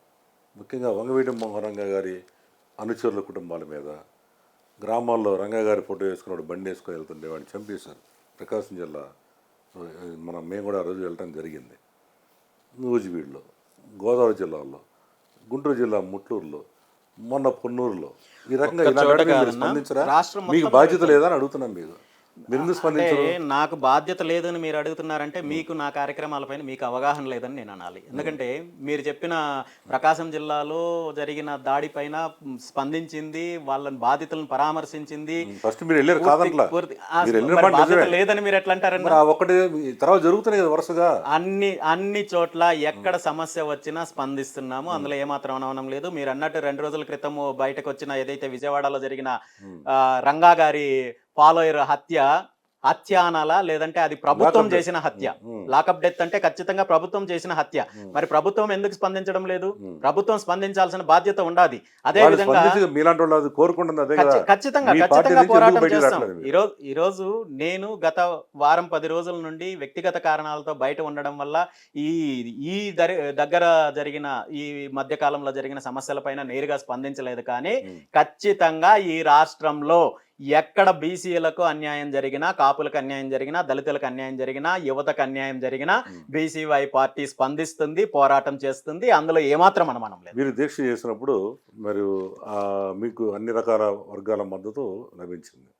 దాంట్లో ముఖ్యంగా కాపులు ఎక్కువ, దాసరాము కావచ్చు, అమ్మాయి రజనీ కావచ్చు, అనేక మంది గోదావరి జిల్లాల కాపులు కూడా చాలామంది వచ్చారు. అప్పుడు చాలామంది మీరింటే ఇందరికి వెళ్ళారంటే అన్నప్పుడు వాళ్ళు సమాధానం చెప్పారు. అదే మీరు అక్కడ ప్రకాశం జిల్లాలో జరిగిన సంఘటనకి మొట్టమొదటి ఆయనే వచ్చాడయ్యా, కాపు కుటుంబాలను పరామర్శించాడు, అందుకని మీ అందరూ వెళ్ళాల్సి వచ్చిందని చెప్పారు. అది ఓకే, బాగానే ఉంది. ఆ తర్వాత దాదాపు 20 దాడులు జరిగినాయండి. మీకు తెలుసా? మీరు ఎందుకు రావట్లేదు? అదే కదా మేము అడిగేది. ఏదో ముక్కుబడిగా వచ్చేసి ఒక పార్టీగా ప్రతి అంశంలోనూ నేను నేరుగా వెళ్ళి మాట్లాడలేకపోయినప్పటికీ పార్టీ స్పందిస్తోంది, పార్టీ నాయకులు స్పందిస్తారు. డెఫినెట్ గా ఈ రాష్ట్రంలో ఎక్కడ ఎలాంటి సంఘటన జరిగినా అక్కడ స్థానికంగా ఉన్న నాయకులతో కోఆర్డినేట్ చేస్తున్నాము. పోలీస్ స్టేషన్లకు వెళ్తున్నారు, మాట్లాడుతున్నారు. అనేక సంఘటనల పైన, ఈవెన్ మీరు ఇప్పుడు చెప్పిన ప్రకాశం జిల్లా సంఘటన పైన కూడా పార్టీ నాయకులు నిన్న కూడా వెళ్ళారు, బాధితులను పరామర్శించారు, బాధితులతో మాట్లాడారు, దీనిపైన కార్యాచరణ ప్రకటించారు. ప్రతి అంశంలో కూడా బీసీవై పార్టీ ఒక స్పష్టమైన విధానంతో ముందుకెళ్తోంది. ఎవరికి అన్యాయం జరిగినా బాధితుల తరపున పోరాటం చేస్తుంది. అందులో ఏమాత్రం అనుమానం లేదు. ఎందుకు మిమ్మల్ని ఇది అడగాల్సి వస్తుందంటే, తెలుగుదేశం పార్టీ అనగానే మీకు 20 మంది నాయకులు టకటగా చెప్పేచ్చు లిస్టు. అక్కడ యనమల రామకృష్ణుడు, లేకపోతే చింతకాల అయ్యన్న పాత్రుడు, లేకపోతే రఘురామకృష్ణరావు, ఇలాంటి బోండమ్మ, ఇలాంటి మొత్తం నోటెడ్ పేర్లు. వైసీపీ పార్టీ కూడా చాలామంది ఉన్నారు. అసలు మీ పార్టీకి రామచంద్ర యాదవ్ తప్ప ఓ 10 మంది పేర్లు చెప్పండి. ఇక్కడ ఏంటంటే నేను ఇంతకు ముందు చెప్పినట్టు ఉమ్, బీసీవై పార్టీ ప్రతి జిల్లాలో ప్రతి నియోజకవర్గంలో నాయకత్వం ఉంది. మీరు అన్నట్టు ఒక అధికారాన్ని అనుభవించి ఎమ్మెల్యేలుగా లేదంటే మంత్రులుగా లేదంటే మరో రకంగా పదవులు అనుభవించిన వాళ్ళు ఈరోజు బీసీవై పార్టీలో లేకపోవచ్చు. ఇప్పుడిప్పుడే గుర్తింపు వస్తున్న నాయకులు కావచ్చు. నాయకులు పెద్దవాళ్ళ చిన్నవాళ్ళ అనేది కాదన్న ఇంపార్టెంట్, సమస్య పైన స్పందిస్తున్నారా లేదా, పోరాటం చేస్తున్నారా లేదా అనేది ఇంపార్టెంట్. ఈ రోజు పోరాటం చేస్తున్న నాయకుల్ని, అదేవిధంగా బాధితులకు అండగా నిలబడుతున్న నాయకుల్ని, ప్రజలకు అండగా నిలబడుతున్న నాయకుల్ని ఖచ్చితంగా భవిష్యత్తులో ప్రజలు గుర్తిస్తారు. ప్రజలు గుర్తించినప్పుడు ఆ గుర్తింపు మీకు కనబడుతుంది. తర్వాత ముఖ్యంగా ఈ మధ్యకాలంలో మీరు బాగా జోష్గా ఉన్నారంట.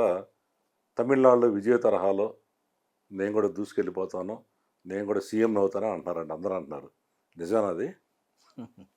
ఈరోజు తమిళనాడులో ఎన్నికలు వచ్చాయో వాటి ఫలితాలు వచ్చాయో, లేదా మరో రాష్ట్రంలో ఎన్నికలు వచ్చి వాటి ఫలితాలను బేస్ చేసుకుని రామచంద్ర యాదవ్ కానీ బీసీవై పార్టీ రాజకీయం చేయలేదు.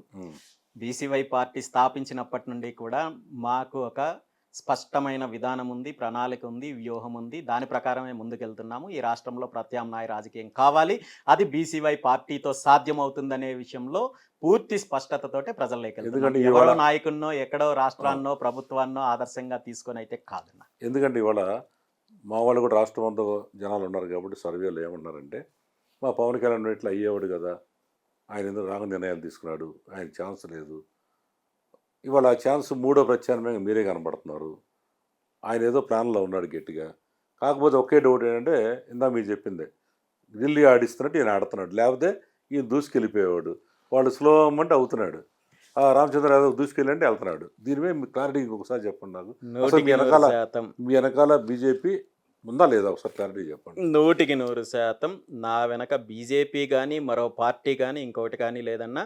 దీన్ని నిరూపించమని చెప్పి నేను చాలాసార్లు నేను స్పష్టం చేయడం జరిగింది. ఒక్క ఆధారం నా వెనక పలానా వ్యక్తి ఉన్నాడో, లేదా పలానా నాయకుడు ఉన్నాడో, లేదా పలానా పార్టీ ఉందో అని చెప్పి ఒక్క ఆధారం చూపిస్తే నేను ఏం చేయడానికైనా నేను సిద్ధంగా ఉన్నాను. పార్టీ స్థాపించినప్పటి నుండి ఈ రోజు వరకు, భవిష్యత్తులో కూడా బీసీవై పార్టీ స్వతంత్రంగానే ప్రజల్లోకి వెళ్తుంది, స్వతంత్రంగానే పోరాటం చేస్తుంది, స్వతంత్రంగానే రాజకీయం చేస్తుంది తప్ప మరొక పార్టీ యొక్క విధానాలను మీద వేసుకొని చేయాల్సినంత గత్యంతరం వచ్చిన రోజు ఈ రామచంద్ర యాదవ్ రాజకీయాల్లో ఉండడు. 100% ఇది చాలా స్పష్టంగా చెప్తున్నాను. ప్రస్తుతం ఈ రాష్ట్ర ప్రభుత్వ పరిపాలన, ఈ లోకేష్ గారి విధానాలు, పేద ప్రజలు పడుతున్న ఇబ్బందులు, వాటి గురించి తెలుసుకునే ముందు చిన్న బ్రేక్ తీసుకుందాం. Welcome to number 1 news. సామాన్యుడి చేతిలో సామాజిక అస్త్రం. నేను మీ తేజశ్రీ. 100 తుపాకులు చేయలేని పనిని ఒక పెన్ను చేయగలదు. 1,00,000 మెదళ్ల ఆలోచనను ఒక కెమెరా కన్ను చూపించగలదు. సమాజాన్ని మార్చే శక్తి ఒక మంచి ఆలోచనలో ఉంటుంది. ఆ ఆలోచనను ప్రపంచానికి చేరవేసే శక్తి ఒక షార్ట్ ఫిలింలో ఉంటుంది. నెంబర్ 1 న్యూస్ మరియు నెంబర్ 1 OTT ఆధ్వర్యంలో సామాజిక చైతన్య అంశాలపై తెలుగు షార్ట్ ఫిలిమ్స్ పోటీలు నిర్వహిస్తున్నాం. మీ కళానికి పదును ఉంటే, మీ కెమెరాకు కథ చెప్పే శక్తి ఉంటే, సమాజంలో మార్పు తీసుకురావాలనే తపన ఉంటే ఈ పోటీలు మీకోసమే. ఒక చిన్న చిత్రం ఎన్నో హృదయాలను కదిలించగలదు. ఒక మంచి సందేశం ఎన్నో జీవితాలను మార్చగలదు. మీ సృజనాత్మకతకు ఇది గొప్ప వేదిక. మీ ప్రతిభను నిరూపించుకోండి. మీ సందేశాన్ని సమాజానికి వినిపించండి. చరిత్ర సృష్టించడానికి రండి. యువత ఆలోచనకు దిశానిర్దేశం చేసే చిత్రాలను రూపొందించండి. మార్పుకు మీరే మార్గదర్శకులు కండి. సమాజ హితం కోసం మీ హృదయం స్పందిస్తే, మార్పు కోసం మీ మనసు తపిస్తే భవిష్యత్తు మీ చిత్రంలో ఉంది. మీ సృజనకు గుర్తింపు, మీ సందేశానికి గౌరవం, మీ ప్రతిభకు అద్భుతమైన అవకాశం. రండి, కెమెరాను ఆయుధంగా, సృజనను శక్తిగా మార్చి సమాజ నిర్మాణంలో భాగస్వాములు అవ్వండి. ఈ లఘు చిత్రాల పోటీలలో పాల్గొని మీ ముద్రను సమాజంపై వేయండి. సామాజిక విలువలు, మాదక ద్రవ్యాలు, తప్పుదారి పడుతున్న యువత, కుటుంబ విలువలు, పర్యావరణ పరిరక్షణ, ట్రాఫిక్ రూల్స్పై అవగాహనపై షార్ట్ ఫిలిమ్స్ నిర్మించాలి. షార్ట్ ఫిలిమ్స్ నిడివి 10 నుంచి 12 నిమిషాలు ఉండాలి. ప్రతి చిత్రానికి ఇంగ్లీష్ సబ్ టైటిల్స్ ఉండాలి. రాజకీయ, కుల, మత, ప్రాంతాల విభేదాలను రెచ్చగొట్టే విధంగా లేదా అభ్యంతరకరమైన అంశాలు అనుమతించబడవు. షార్ట్ ఫిలిమ్స్ 720 పిక్సెల్ 1080 మెగాపిక్సెల్ క్వాలిటీతో ఉండాలి. ఎంట్రీలను జూన్ 20వ తేదీలోపు మా ఈమెయిల్కు ట్రాన్స్ఫర్ ద్వారా పంపించాలి. షార్ట్ ఫిలిమ్స్ను ఈ పోటీల కొరకు మాత్రమే ప్రత్యేకంగా రూపొందించి ఉండాలి. పోటీలకు ఎటువంటి ఎంట్రీ ఫీజు చెల్లించనవసరం లేదు. న్యాయ నిర్ణేతల ద్వారా నిష్పక్షపాతంగా షార్ట్ ఫిలిమ్స్ విజేతలను ప్రకటిస్తాం. పోటీలలో మొదటి స్థానం పొందిన షార్ట్ ఫిలింకి ₹1,00,000, రెండవ స్థానం పొందిన షార్ట్ ఫిలింకి ₹75,000, మూడవ స్థానం పొందిన షార్ట్ ఫిలింకి ₹50,000 బహుమతులుగా అందించబడును.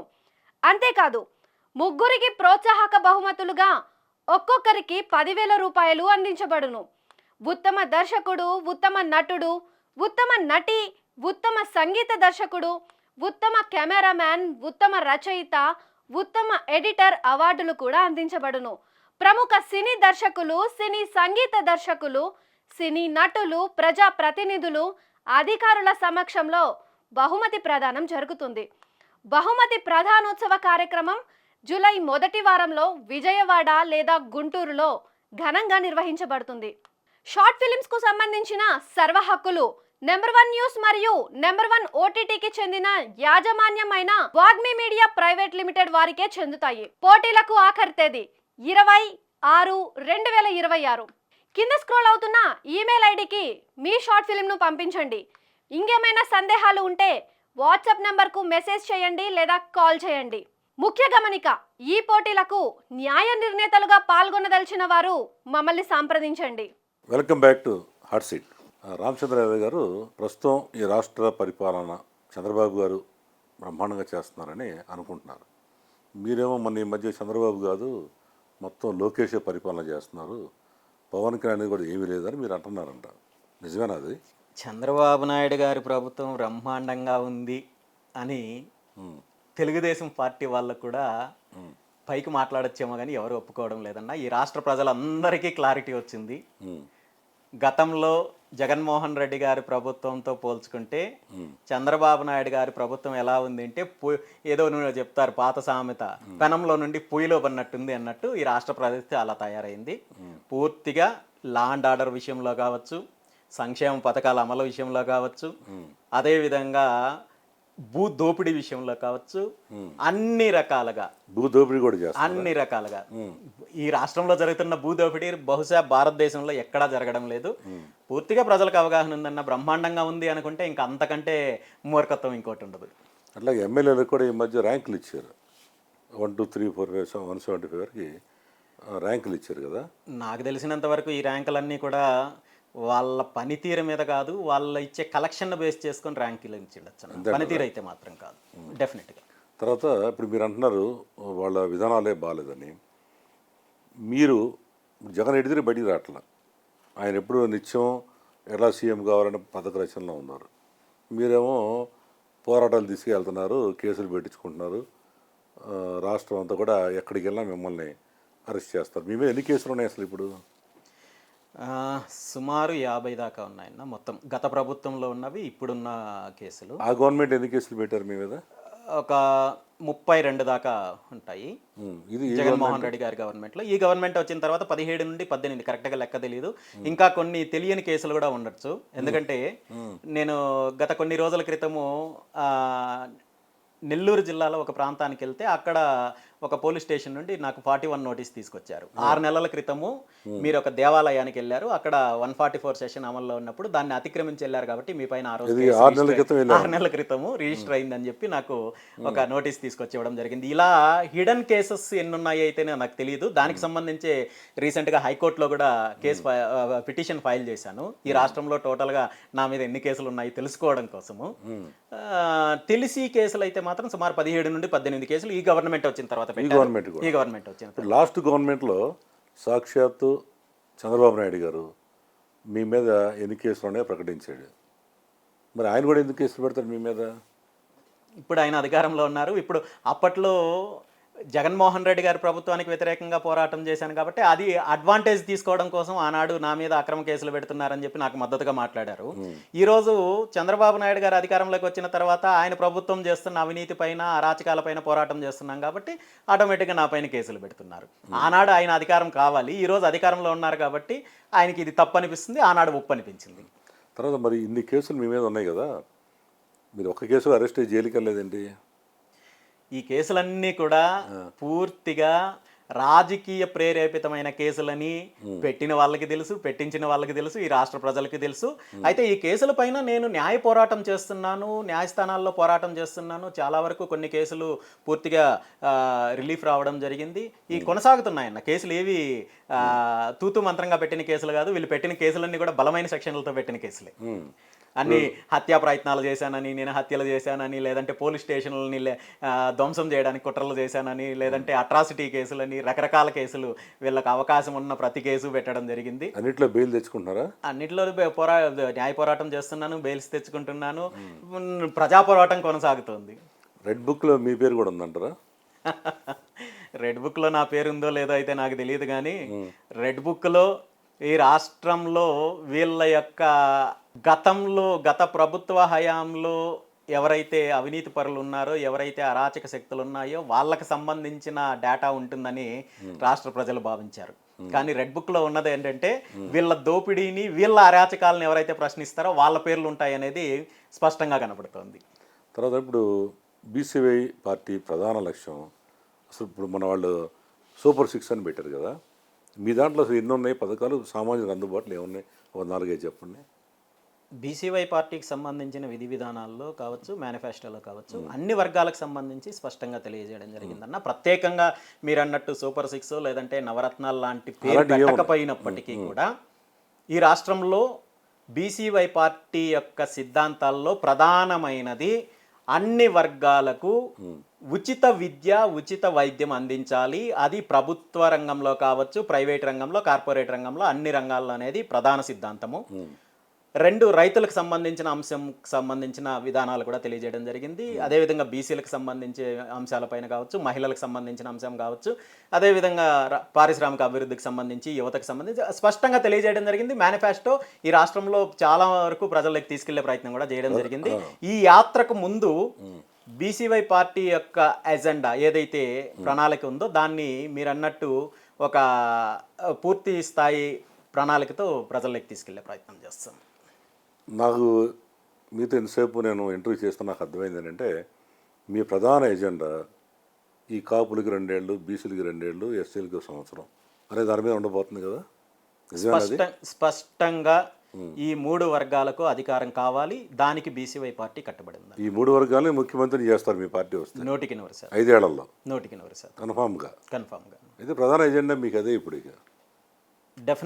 డెఫినెట్గా సామాజిక పరంగా తీసుకుంటే, రాజకీయ పరంగా తీసుకుంటే ఈ ఎజెండాను అమలు చేస్తూనే ప్రజలకు నిజమైన అభివృద్ధి, ఎలాంటి అభివృద్ధి కావాలి, అదేవిధంగా విద్యా వైద్య విధానంలో తీసుకురావాల్సిన మార్పులు కావచ్చు, అదేవిధంగా మిగిలిన అంశాల్లో యువత కావచ్చు, పారిశ్రామిక అంశాలు కావచ్చు, వీటన్నింటిపైన కూడా పూర్తి స్థాయిలో ఒక స్పష్టమైన విధానంతో ముందుకెళ్తున్నామని. తర్వాత మీరు ప్రభుత్వం చేయలేని పని, ప్రతిపక్షం చేయలేని పని, అసలు కొత్తగా ఉద్యోగాలు ఇచ్చే పని ఏంటి? మీరు గతంలో 2 years బ్యాక్ మంగళగిరిలో పెట్టారు కొన్ని వేల మందికి ఈ దీని ఏమంటారు నిరుద్యోగులందరినీ ఉద్యోగ సంబరాలంటూ పెట్టారు.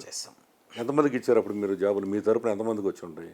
సుమారు 2023 సెప్టెంబర్ 4-5 2 రోజుల పాటు హ్యాపీ రిసార్ట్స్లో కార్యక్రమం నిర్వహించడం జరిగింది.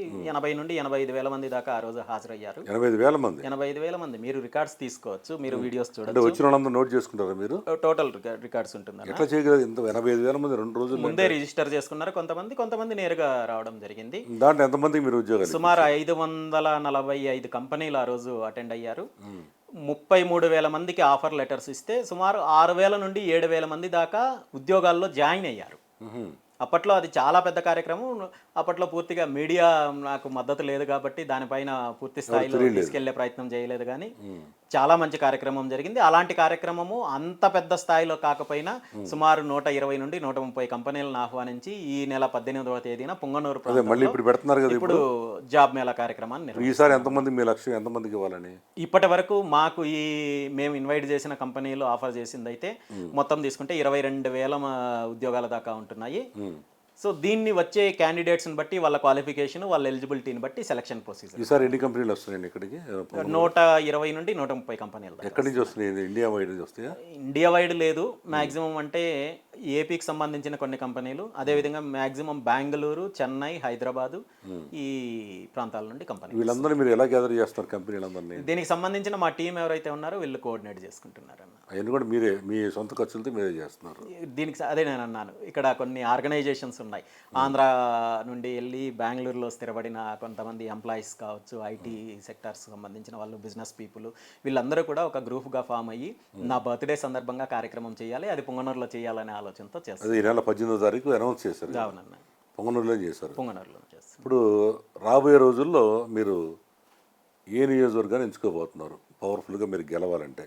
అంటే ఇప్పుడు జగన్మోహన్ రెడ్డి పులివెందుల, ఇప్పుడు మన పిఠాపురంలో పవన్ కళ్యాణ్ ఇలా ఎలా ఉందో, చంద్రబాబు కుప్పంలో ఎలా ఉందో, మిమ్మల్ని ఏ నియోజకవర్గం నుంచి మీరు చూడొచ్చు ఎమ్మెల్యేగా? ఖచ్చితంగా పుంగనూరు నియోజకవర్గం నుండినే పోటీ చేస్తాను, అందులో అనుమానం లేదన్న. గత ఎన్నికల్లో జరిగిన విషయం వేరు. గత ఎన్నికల్లో కేవలం నేను నామినేషన్ మాత్రమే వేసుకున్నాను తప్ప ఎన్నికల ప్రచారం కానీ లేదంటే పోల్ మేనేజ్మెంట్ కానీ పూర్తి స్థాయిలో చేయలేకపోయాను. ఎందుకంటే ఆ రోజు తప్పుడు కేసులు పెట్టి నా మీద, నా వాళ్ళపైన దాడులు చేసి, అరెస్టులు చేసి ఏం జరిగిందో అందరికీ తెలుసు. ఈ రాష్ట్రంలో 24 ఎన్నికల్లో జరిగిన అతిపెద్ద ఘటన ఏదైనా ఉంది అంటే అది బీసీవై పార్టీ పైన జరిగిన దాడే. కాబట్టి ఆ రోజు రిజల్ట్ అలా వచ్చింది తప్ప పుంగనూరు నియోజకవర్గంలో ఖచ్చితంగా ప్రత్యామ్నాయం కోరుకుంటున్నారు. పుంగనూరు నియోజకవర్గం అభివృద్ధి చెందాలి అంటే, పుంగనూరు నియోజకవర్గంలో మార్పు రావాలంటే ముఖ్యంగా ఇక్కడున్న ఈ అరాచక శక్తి అతను ఎవరైతే ఉన్నారో అతన్ని తరిమి కొట్టాలంటే ఖచ్చితంగా ప్రత్యామ్నాయం కావాలి. వీళ్ళు ఇప్పుడున్న ఈ 2 పార్టీలు కూడా లాలూచిపడి లోపాయకారి ఒప్పందాలతో ఈ నియోజకవర్గాన్ని భ్రష్టు పట్టించారనేది ఈ నియోజకవర్గ ప్రజలందరికీ స్పష్టత ఉంది. దాన్ని ప్రజల్లోకి ఇంకా బలంగా తీసుకెళ్లి చైతన్యపరిచి వచ్చే ఎన్నికల్లో పుంగనూరు నియోజకవర్గంలో ఆ మార్పు తీసుకొచ్చే విధంగా బీసీవై పార్టీ పనిచేస్తుంది. కన్ఫామ్గా మీరు ఇక్కడి నుంచే 100% మరి మొన్న ఎందుకు ఈసారి 2 చోట్ల ఎందుకు పోటీ చేసే కారణం ఏంటి అసలు?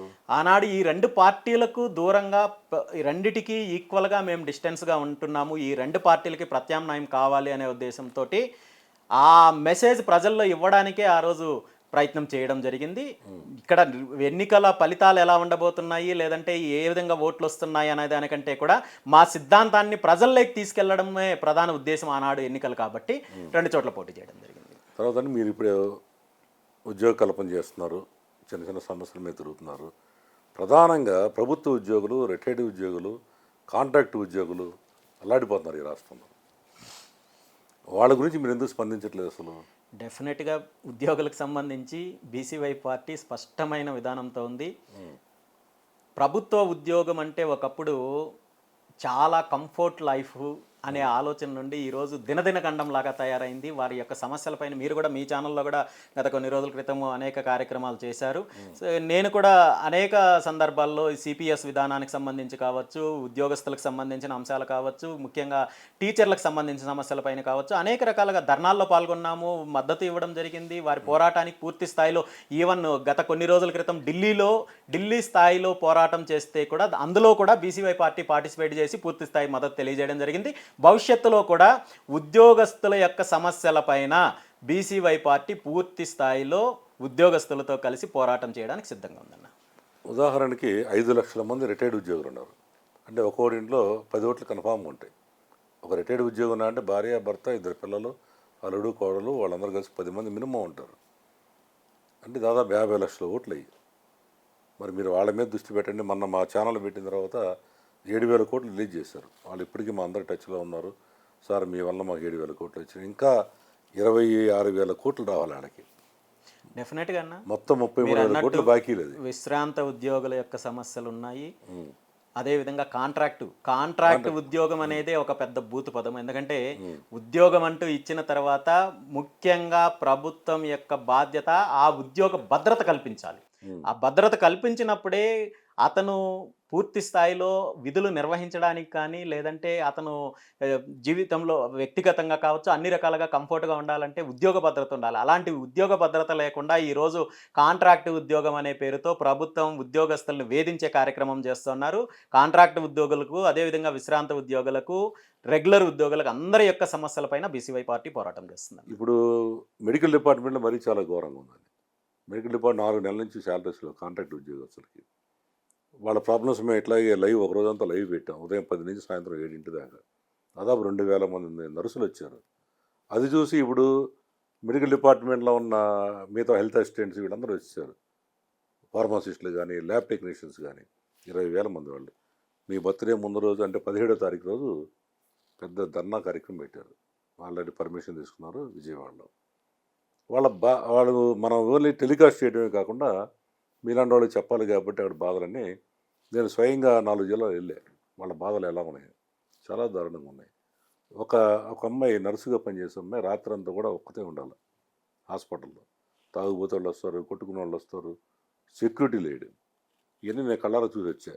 అలాంటి వాటి మీద మీ పార్టీ స్పందిస్తే మీ పార్టీకి పేరు వస్తుంది, వాళ్ళకి కూడా మంచి జరుగుతుంది. డెఫినెట్గా మద్దతు ఇస్తాము. మా బాధ్యతగా డెఫినెట్గా మద్దతు ఇస్తాము. వీళ్ళ చేస్తున్న పోరాటానికి బీసీవై పార్టీ మద్దతు ఇవ్వడమే కాదు, పోరాటానికి సంబంధించి ఎలాంటి సహకారం కావాలన్నా బీసీవై పార్టీ చేయడానికి సిద్ధంగా ఉంది. ఉద్యోగస్తులకు మీరు అన్నట్టు కాంట్రాక్ట్ ఉద్యోగస్తులకు కావచ్చు, విశ్రాంత అందరికీ, అన్ని వర్గాల వారికి వారి సమస్యలపైన బీసీవై పార్టీ కలిసి వస్తుంది, వారికి అండగా ఉంటుంది, పోరాటంలో ముందుంటుంది అనేది చాలా స్పష్టంగా తర్వాత అసలు ఈ మహిళా రిజర్వేషన్స్ ఉన్నాయి కదా, 33% ఇవ్వాలంటున్నారు కదా. ఎందుకని మొన్న బిల్లు పెట్టారు, మళ్ళీ ఆగిపోయింది. కారణం ఏమింటుంది అంటారు అసలు? ఈరోజు మహిళా రిజర్వేషన్ల బిల్లు ఆగిపోవడానికి కారణం ఏంటనేది ఈ దేశ ప్రజలందరూ చూశారు. ఎవరు అడ్డుకున్నారో చూశారు, ఎవరు మద్దతు ఇచ్చినట్టే ఇచ్చి వెనక వెన్నుపోటు పొడిచారో కూడా ముఖ్యంగా ఆంధ్రప్రదేశ్ రాష్ట్ర ప్రజలకు తెలుసు. ఎవరు నాకు తెలియదు, చెప్పండి ఎవరై ఉంటారు అసలు? అంటే కొన్నింటిపైన వాస్తవాలు వేరు, ఆధారాలు వేరన్నా. వాస్తవాలు నేను మాట్లాడగలను, ఆధారాలతో నేను మాట్లాడలేను కాబట్టి దానిపైన పూర్తిగా మాట్లాడలేను. అయితే ఎవరైతే మహిళా బిల్లుకు వెన్నుపోటు పొడిచారో, ఎవరైతే మహిళా బిల్లు పాస్ కాకుండా అడ్డుకున్నారో వాళ్ళే ఈరోజు ప్రజల్లోకి వచ్చి మేము 33% మహిళలకి సీట్లు కేటాయిస్తామని చెప్పి ప్రగల్భాలు పలుకుతున్నారంటే అంతకంటే దురదృష్టకరం ఇంకోటి ఉండదు. ఎవరు వాళ్ళు తెలుసుకోవాలి. ఈరోజు 33% రిజర్వేషన్లు ఎవరు ప్రకటించారన్నా ఈ రాష్ట్రంలో? 33% రిజర్వేషన్లు ప్రకటించిన తర్వాత అన్ని స్థాయిల్లో మేము మహిళలకు రిజర్వేషన్లు ఇస్తామన్న వాళ్ళు మరి వెంటనే వచ్చిన 4 రాజ్యసభ సీట్లు వస్తే అందులో మహిళలకు ఎంతమందికి ఇచ్చారు? అంతా మంచి పర్సన్స్కి ఇచ్చారు, వాళ్ళందరూ కూడా. మహిళలకు ఎంతమందికి ఇచ్చారు? మహిళలకు ఇవ్వలేదు అనుకోండి. మరి మీరు ఎందుకు మాటలు చెప్పడం ఎందుకు, ప్రకటనలు చేయడం ఎందుకు? 33% అన్ని స్థాయిల్లో మేము మా పార్టీ విధి విధానాల్లో రాబోయే రోజుల్లో అన్ని ఎన్నికల్లో కావచ్చు, సీట్ల కేటాయింపుల్లో కావచ్చు, పదవుల్లో కావచ్చు మహిళలకు 33% రిజర్వేషన్లు ఇస్తామని చెప్పి ప్రగల్భాలు పలికిన ఉత్తర కుమారులు మీరు ఇచ్చిన స్టేట్మెంటు వారం కాకముందే వచ్చిన 4 రాజ్యసభ టికెట్లలో మహిళలకు ఎంతమందికి ఇచ్చారు? 4 ఒక్క సీట్ ఇచ్చారా? లేదుగా. ఆ ఒక్క సీటు పవన్ కళ్యాణ్ గారికి ఇచ్చారు. బహుశా మహిళా రిజర్వేషన్ అంటే వాళ్ళ దృష్టిలో అదేనేమో. అది కూడా తెలుగుదేశం లెక్క. సో ఇది రాష్ట్ర ప్రజలు కూడా పవన్ కళ్యాణ్ కాదు, అంటే వాళ్ళ దృష్టిలో అది మహిళా కోట అనేమో పవన్ కళ్యాణ్ గారికి ఇచ్చింది అంటున్నాను. సో ఈ రాష్ట్రంలో వీళ్ళు చెప్పే తప్పుడు మాటలకు, తప్పుడు వాగ్దానాలకు ఈ రాష్ట్ర ప్రజలు నమ్మే పరిస్థితి లేదు. ఖచ్చితంగా రాబోయే రోజుల్లో దాని ఫలితం కూడా ఉంటుందన్న. ఇప్పుడు లేటెస్ట్గా హాట్ టాపిక్ ఏంటంటే రాష్ట్రం అంతా కూడా 4 రాజ్యసభ స్థానాలకు అభ్యర్థులను ప్రకటించారు. దాదాపు వాళ్ళు ఖరారు అయిపోయారు. దాని మీద మీ అభిప్రాయం చెప్పండి, మీ పార్టీ అభిప్రాయం సూటిగా. మంచి పర్సన్స్కి ఇచ్చారు కదా. మంచి అంటే ఎట్లా మంచి అన్న? అది వివిధ రంగాల్లో సేవ చేసిన ఇచ్చారు. ఆ 4 పేర్లు మీరు చెప్పండి.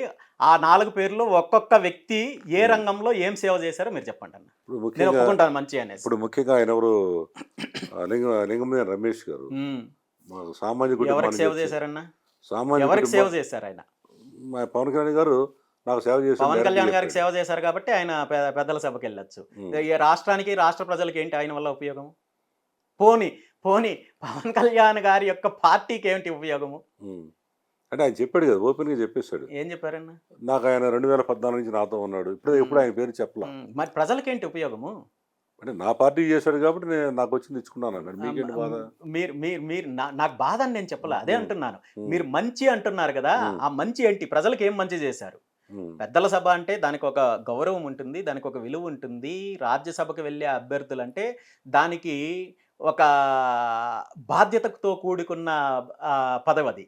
సో దానికి సెలెక్ట్ చేసేటప్పుడు బాధ్యత గల పార్టీగా అధికారంలో ఉన్నప్పుడు ఎలాంటి వాళ్ళని తీసుకోవాలనేది పూర్తిగా వాళ్ళ హక్కు అయినప్పటికీ, వాళ్ళకి స్వేచ్ఛ ఉన్నప్పటికీ కూడా ప్రజలకు సమాధానం చెప్పాలి కదా.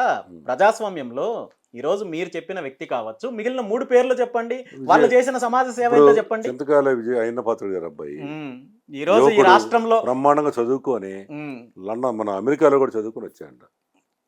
మంచి పర్సన్ ఇచ్చాడు కదా. ప్రతి ఒక్కరు చదువుకున్న వాళ్ళన్నా,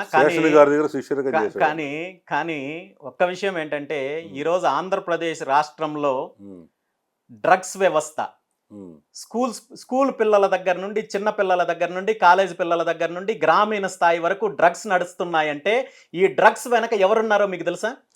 నాకు తెలియదు. ఈ రాష్ట్ర ప్రజలందరికీ తెలుసు. ఈ రాష్ట్ర అలాంటి వాళ్ళందరూ కూడా ఈ రోజు రాజ్యసభకు పంపిస్తుంటే మరి ఇంతకంటే దారుణము, ఇంతకంటే నీచమైన ఘోరమైన పరిస్థితి బహుశా ఈ దేశంలో ఎక్కడా ఉండదన్న. మాట్లాడాల్సి వస్తే చాలా అంశాలు ఉన్నాయన్న.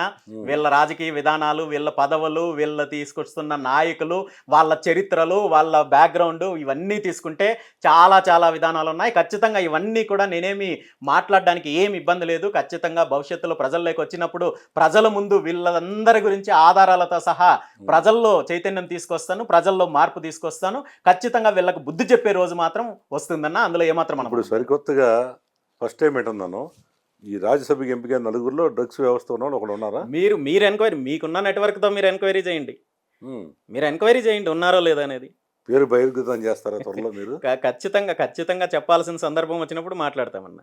ఈ రాష్ట్ర ప్రజల్లో ఆ చైతన్యం తీసుకురావడానికి 100% ఎలాంటి ఇబ్బందులనైనా ఎదుర్కోవడానికి నేను సిద్ధంగా ఉన్నాను. సరే, చివరిగా మీరు ఇంపార్టెంట్ ఒక ప్రశ్న ఏంటంటే, ఈ రాష్ట్రంలో కాపులు, బలిజీలు అని పిలువబడే వీళ్ళందరూ సుమారు 25% ఉన్నారు. ఇవాళ వాళ్ళకి ఇబ్బందులు వస్తే చెప్పుకునే దిక్కు లేకుండా పోయింది. ఎందుకంటే ఆ కాపు కుర్రలను చంపేసినప్పుడు, లేదా వాళ్ళ మీద దాడులు చేసినప్పుడు, వీళ్ళ మీద మన బందర్లో హిల్ అయితే కూల్చిపడేశారు. అధికార పార్టీయే, ఆ పార్టీకి పనిచేస్తారు వీళ్ళందరూ. వెరైటీ ఏంటంటే ఈ దెబ్బలు తినే వాళ్ళందరూ ఈ పార్టీ కోసం, కూటమి కోసం పనిచేసిన వాళ్ళు ప్రతి ఒక్కడు కూడా. ఇప్పుడు కాళహస్తిలో కావచ్చు, బందర్లో కావచ్చు, గుంటూరులో కావచ్చు, గోదావరి జిల్లాలో ఇన్ని రకాలు జరుగుతున్నాయి. చంపేస్తున్నారు. విజయవాడ లాకప్ డెత్ స్వయంగా. మరి ఈ సమస్యల మీద వైసీపీ పార్టీ వాళ్ళు రావట్లా. మేము వస్తే పార్టీ అంటారంటే వాళ్ళు రావట్లా. కూటమి వాళ్ళేమో తెలిసి కూడా మేము రాకూడదండి బయటకు వాళ్ళు అంటున్నారు. సో వీళ్ళందరూ పవన్ కళ్యాణ్ సపోర్ట్ చేస్తున్నారు ఆయన అక్కడికి వెళ్తే గేట్ తీయట్లేదంట. మా దగ్గర క్యూ కడుతున్నారు. మీరైనా కానీ ఈ కాపు యువతకు కానీ, ఈ కాపు కులానికి మీరైనా అండగా ఉండదలిచారా? వాళ్ళకి ఎలాంటి సపోర్ట్ ఇస్తారు మీరు? 100% అన్న. ముఖ్యంగా కాపు యువతకి నేను ఒక్కటే తెలియజేస్తున్నాను. ఈరోజు యువతను అడ్డం పెట్టుకొని, సామాజిక వర్గాన్ని అడ్డం పెట్టుకొని అధికారంలోకి వచ్చిన నాయకుడు, అధికారంలోకి వచ్చిన పార్టీ ఈ 2 సంవత్సరాల్లో ఏ విధంగా మిమ్మల్ని వంచారనేది అందరికీ తెలుసు. మాట్లాడినా మాట్లాడకపోయినా, బహిరంగంగా దాన్ని వెల్లడించినా వెల్లడించకపోయినా, నేను ఒక్కటే చెప్తున్నాను, మీలో చైతన్యం రావాలి, మార్పు రావాలి. అంటే ఎవరికో బానిసత్వం చేసే వాళ్ళకో, లేదంటే ఈ 2 కుటుంబ పార్టీల యొక్క సంఖ్యలు, బానిస సంఖ్యల నుండి బయటకు వచ్చి అధికారం దిశగా ఆలోచించాలి. ఎవరైతే కాపు సామాజిక వర్గంలో పుట్టిన బెబ్బులి లాంటి నాయకుడు వంగవీటి రంగా గారి యొక్క ఆశయాలను ఆదర్శంగా తీసుకొని ముందుకు నడవాలి తప్ప ఏదో మోజులోనో, సినిమా డైలాగులకో, లేదా మరొకటో కాకుండా స్వతంత్రంగా చైతన్యంతో ముందుకు వచ్చి ప్రజలను చైతన్యం చేసినట్టయితే ఈ రాష్ట్రానికి మంచి జరుగుతుంది. అన్ని సామాజిక వర్గాలకు మంచి జరుగుతుంది. ముఖ్యంగా ఈ 2 కుటుంబాల నుండి ఈ రాష్ట్రానికి, రాష్ట్ర ప్రజలకు విముక్తి కలుగుతుంది కాబట్టి ముఖ్యంగా యువతలో ఈ చైతన్యం రావాలి. వాళ్ళు ప్రజల్లో చైతన్యం తీసుకురావాల్సిన బాధ్యత ఉందని చెప్పి మీరు నేను ఎలాంటి సపోర్ట్ తెలియజేస్తున్నాను. చేస్తారంటున్నా వాళ్ళకి? ఖచ్చితంగా అన్ని రకాలుగా రాజకీయంగా కావచ్చు, లేదంటే మీరన్నట్టు గతంలో ఏవైతే దాడులు జరిగాయో వీటన్నింటికి సంబంధించి కావచ్చు, బాధితులకు గతంలో కావచ్చు, ఇప్పుడు కూడా జరుగుతుంది. అదే బీసీవై పార్టీ పూర్తి స్థాయిలో మద్దతుగా నిలబడుతుంది. మీరు ఎక్కడ ఈ రాష్ట్రంలో ఎక్కడ బీసీల పైన దాడులు మాత్రమే కాదు, కాపుల పైన దాడులు జరిగినా, లేదంటే దళితుల పైన జరిగినా, ఎక్కడ ఎటువంటి సంఘటనలు జరిగినా బీసీవై పార్టీ మద్దతుగా ఉంటుంది. అందులో ఏమాత్రం అనుమానం లేదు. ఇంకొక వర్గం ఉంది, ప్రధాన వర్గం ఇప్పుడు లేటెస్ట్గా దళిత క్రైస్తవులు చాలా ఇబ్బందుల్లో ఉన్నారు. మీకు అన్ని కులాలు అన్ని మతాలు ఒకటే మీకు? 100% రాష్ట్రీయకండం లేదుగా మీకు? అలాంటిది ఏం లేదు. అందుకే మిమ్మల్ని అడుగుతున్నా. ఈ దళిత క్రైస్తవులు రాష్ట్ర వ్యాప్తంగా నాకు తెలిసి క్రైస్తవులు అనే వాళ్ళు వాళ్ళ కాపుల్లో ఉన్నారు, రెడ్డిలో ఉన్నారు, కమ్మల్లో ఉన్నారు, అందరిలో ఉన్నారు. 20 నుంచి 25,000 ఓట్లు గ్యారెంటీగా ఉన్నాయి మినిమం ప్రతి నియోజకవర్గంలో. వాళ్ళందరూ కూడా ఈ మధ్య రఘురామకృష్ణరాజు గారు ఆ చర్చల మీద కొంచెం కామెంట్ చేయడం, అభద్రతాభావంతో ఉన్నారు. వాళ్ళకి మీ పార్టీ నుంచి ఎలాంటి సపోర్ట్ ఉంటుంది? ఇక్కడ ఏంటంటే మీరన్నట్టు ఈ 2 పార్టీలు బీసీలను, కాపులను మాత్రమే కాదు, మతాల పరంగా కూడా ఒక డివిజన్ తీసుకొని వచ్చి అది హిందువులని ఒక రకంగా వాడుకుంటున్నారు, క్రైస్తవులను ఒక రకంగా వాడుకుంటున్నారు, ముస్లింలను ఒక రకంగా వాడుకుంటున్నారు.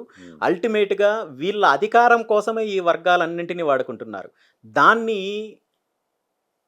అందరూ గమనించాల్సిన అవసరం ఉంది. ముఖ్యంగా దళిత క్రైస్తవులు అంటున్నారు, అదేవిధంగా మైనారిటీస్ అంటున్నారు. ఈ వర్గాలు మద్దతిస్తున్న పార్టీలు అధికారంలోకి వచ్చిన తర్వాత మీరన్నట్టు కనీసం వాళ్ళకి ఇచ్చిన హామీలు నెరవేర్చడం కాదు కదా, అభద్రతా భావానికి లోనవుతున్నారంటే ఇప్పుడు ప్రభుత్వాలు ఎలాంటి ప్రభుత్వాలు ఉంటున్నాయి, రాష్ట్రంలో ఎలాంటి పరిపాలన ఉంటుందో, ఎలాంటి పాలకులు ఉంటున్నారో గుర్తించాల్సిన అవసరం ఉంది. ప్రత్యామ్నాయ రాజకీయానికి మద్దతు ఇచ్చినప్పుడే అన్ని వర్గాలకి న్యాయం జరుగుతుందనేది ఈ వర్గాల్లో చైతన్యం రావాలని నేను మీరు కోరుకుంటున్నాను. ఎలాంటి సపోర్ట్ చేస్తారు వాళ్ళందరికీ? ఖచ్చితంగా నిజంగా బాధితులు ఎవరైతే ఉన్నారో, నిజంగా దళిత క్రైస్తవులకి వారి సామాజిక వర్గ పరంగా కావచ్చు, లేదంటే మతపరంగా జరిగే అన్యాయానికి 100% బీసీవై పార్టీ మద్దతు ఉంటుంది, అందులో డౌట్ లేదు. ఓకే. దళితులకి, దళిత క్రైస్తవులకి, కాపులకి అందరూ కూడా మీ మద్దతు ఉంటుంది. ఉండడానికి మీ వాళ్ళందరూ కూడా రెడీ చేస్తారు. జిల్లాల ఆఫీసులు ఎప్పుడు స్టార్ట్ చేస్తారు మీరు? ప్రతి జిల్లాల ఆఫీసులు ఉన్నాయా మీకు? కొన్ని జిల్లాల్లో ఉన్నాయి, కొన్ని జిల్లాల్లో ఇంకా కార్యాలయాలు లేదన్నా. ఖచ్చితంగా ఈ యాత్ర పూర్తయ్యే సమయానికి అన్ని జిల్లాలు, అన్ని నియోజకవర్గాల్లో పార్టీ కార్యాలయాలతో పాటు కార్యవర్గము, పార్టీ నిర్మాణం పూర్తి స్థాయిలో. యాత్ర ఎప్పటి నుంచి మొదలు పెడుతున్నారు మీరు? దీనిపైన తొందరలోనే స్పష్టత వస్తుంది. అంటే బహుశా పాదయాత్ర చేస్తారా, బస్సు యాత్ర? కాదన్న, నేను ఇంతకు ముందు చెప్పినట్టు ఇది పాదయాత్ర కాదు, బస్సు యాత్ర కాదు, చాలా ప్రత్యేకంగా ఉంటుంది. ఇది ప్రజలకు ఉపయోగపడే యాత్ర లాగుంటుంది తప్ప రాజకీయపరమైన అంశం కాదు. హెలికాప్టర్ యాత్ర చేస్తారు? అలాంటిదేం కాదు. ప్రజల్లో ఉంటూనే ప్రజలను భాగస్వామ్యం చేస్తూ ఈ యాత్ర కొనసాగుతుంది. ఖచ్చితంగా ఒక ప్రత్యేకమైన యాత్ర రాష్ట్ర రాజకీయ. దీనికి సంబంధించిన వివరాలన్నీ కూడా వచ్చే జూలై 23వ తేదీన పార్టీ ఆవిర్భావ దినోత్సవం రోజు వెల్లడిస్తాం. వచ్చే నెల, ఈ సంవత్సరం వచ్చే నెలలో. తర్వాత మీరు ఈ నెల 18వ తారీఖు బర్త్డే జరుపుకుంటున్నారు కదా, ఎన్నో సంవత్సరం తెలుసుకోవచ్చా? మీకు ఎంత వయసు వస్తుంది? 44 అన్న. 44. ఇంత చిన్న వయసులో మీరు ఇంత అపారమైన అనుభవం, ఇంత ధైర్యం. 44 అంటే 44 కేసులు ఉన్నాయి. 44 ఇంకా ఎక్కువ ఉన్నాయి. అంతేగా? 48 నుండి 49 దాకా ఉన్నాయి. ఇంకా హిడెన్ కేసెస్ ఏమన్నా బయట వస్తే చెప్పలేము, ఇంకా అది సెంచరీ దాటింది. సరే, వయసు తగ్గట్టు కేసులు కూడా మీకు ఉన్నాయంటే మీరు బలపడుతున్నట్టు లెక్కే దీని మీద. సరే, ఏదేమైనా కానీ మీరు జన్మదిన సందర్భంగా మీకు ప్రత్యేకంగా మా నంబర్ 1 న్యూస్ నుంచి, నంబర్ 1 న్యూస్ ప్రేక్షకుల నుంచి ప్రత్యేకంగా మీకు జన్మదిన శుభాకాంక్షలు తెలియజేస్తున్నాం. థ్యాంక్ యూ అన్న. అట్లాగే మీరు చేయబోయే ప్రతి మంచి కార్యక్రమానికి మా సపోర్ట్ పూర్తిగా ఉంటుంది. మేము కూడా సమస్యల మీద పోరాడుతున్నాం కాబట్టి ప్రతి మండలానికి మేము ఒక 5 స్టాఫ్ని రెడీ చేసుకుంటున్నాం. ఆల్రెడీ పబ్లిసిటీ ఇచ్చాం. మీ యాత్రతో పాటు మా యాత్ర కూడా సంవత్సరం పాటు పెట్టుకున్నాం. తప్పకుండా అన్న. మా ఉద్దేశం కూడా ఏంటంటే ప్రతి మండలానికి వెళ్ళడం, అక్కడికి వెళ్ళి సమస్యల మీద స్పందించడం కోసం యూత్ని తయారు చేస్తున్నాం. ఆల్రెడీ 100 మంది దాకా రిక్రూట్ చేసాం. ఈ నెలలో నిత్యం యాడ్స్ ఇస్తున్నాం. అలాగే మీ సహకారం కూడా మాకు పూర్తిగా కావాలని మేము కోరుకుంటున్నాం. ష్యూర్ అన్న. థ్యాంక్ యూ వెరీ మచ్ అన్న. మంచి you. ఈరోజు హార్ట్ సిటీ కార్యక్రమం పాల్గొన్నందుకు థ్యాంక్ యూ. ఇది ఈరోజు బీసీవై పార్టీ అధ్యక్షుడు రామచంద్ర యాదవ్తో హార్ట్ సిటీ కార్యక్రమం చూస్తూనే ఉండండి. Number 1 news. సామాన్యుడి చేతిలో సామాజిక అస్త్రం.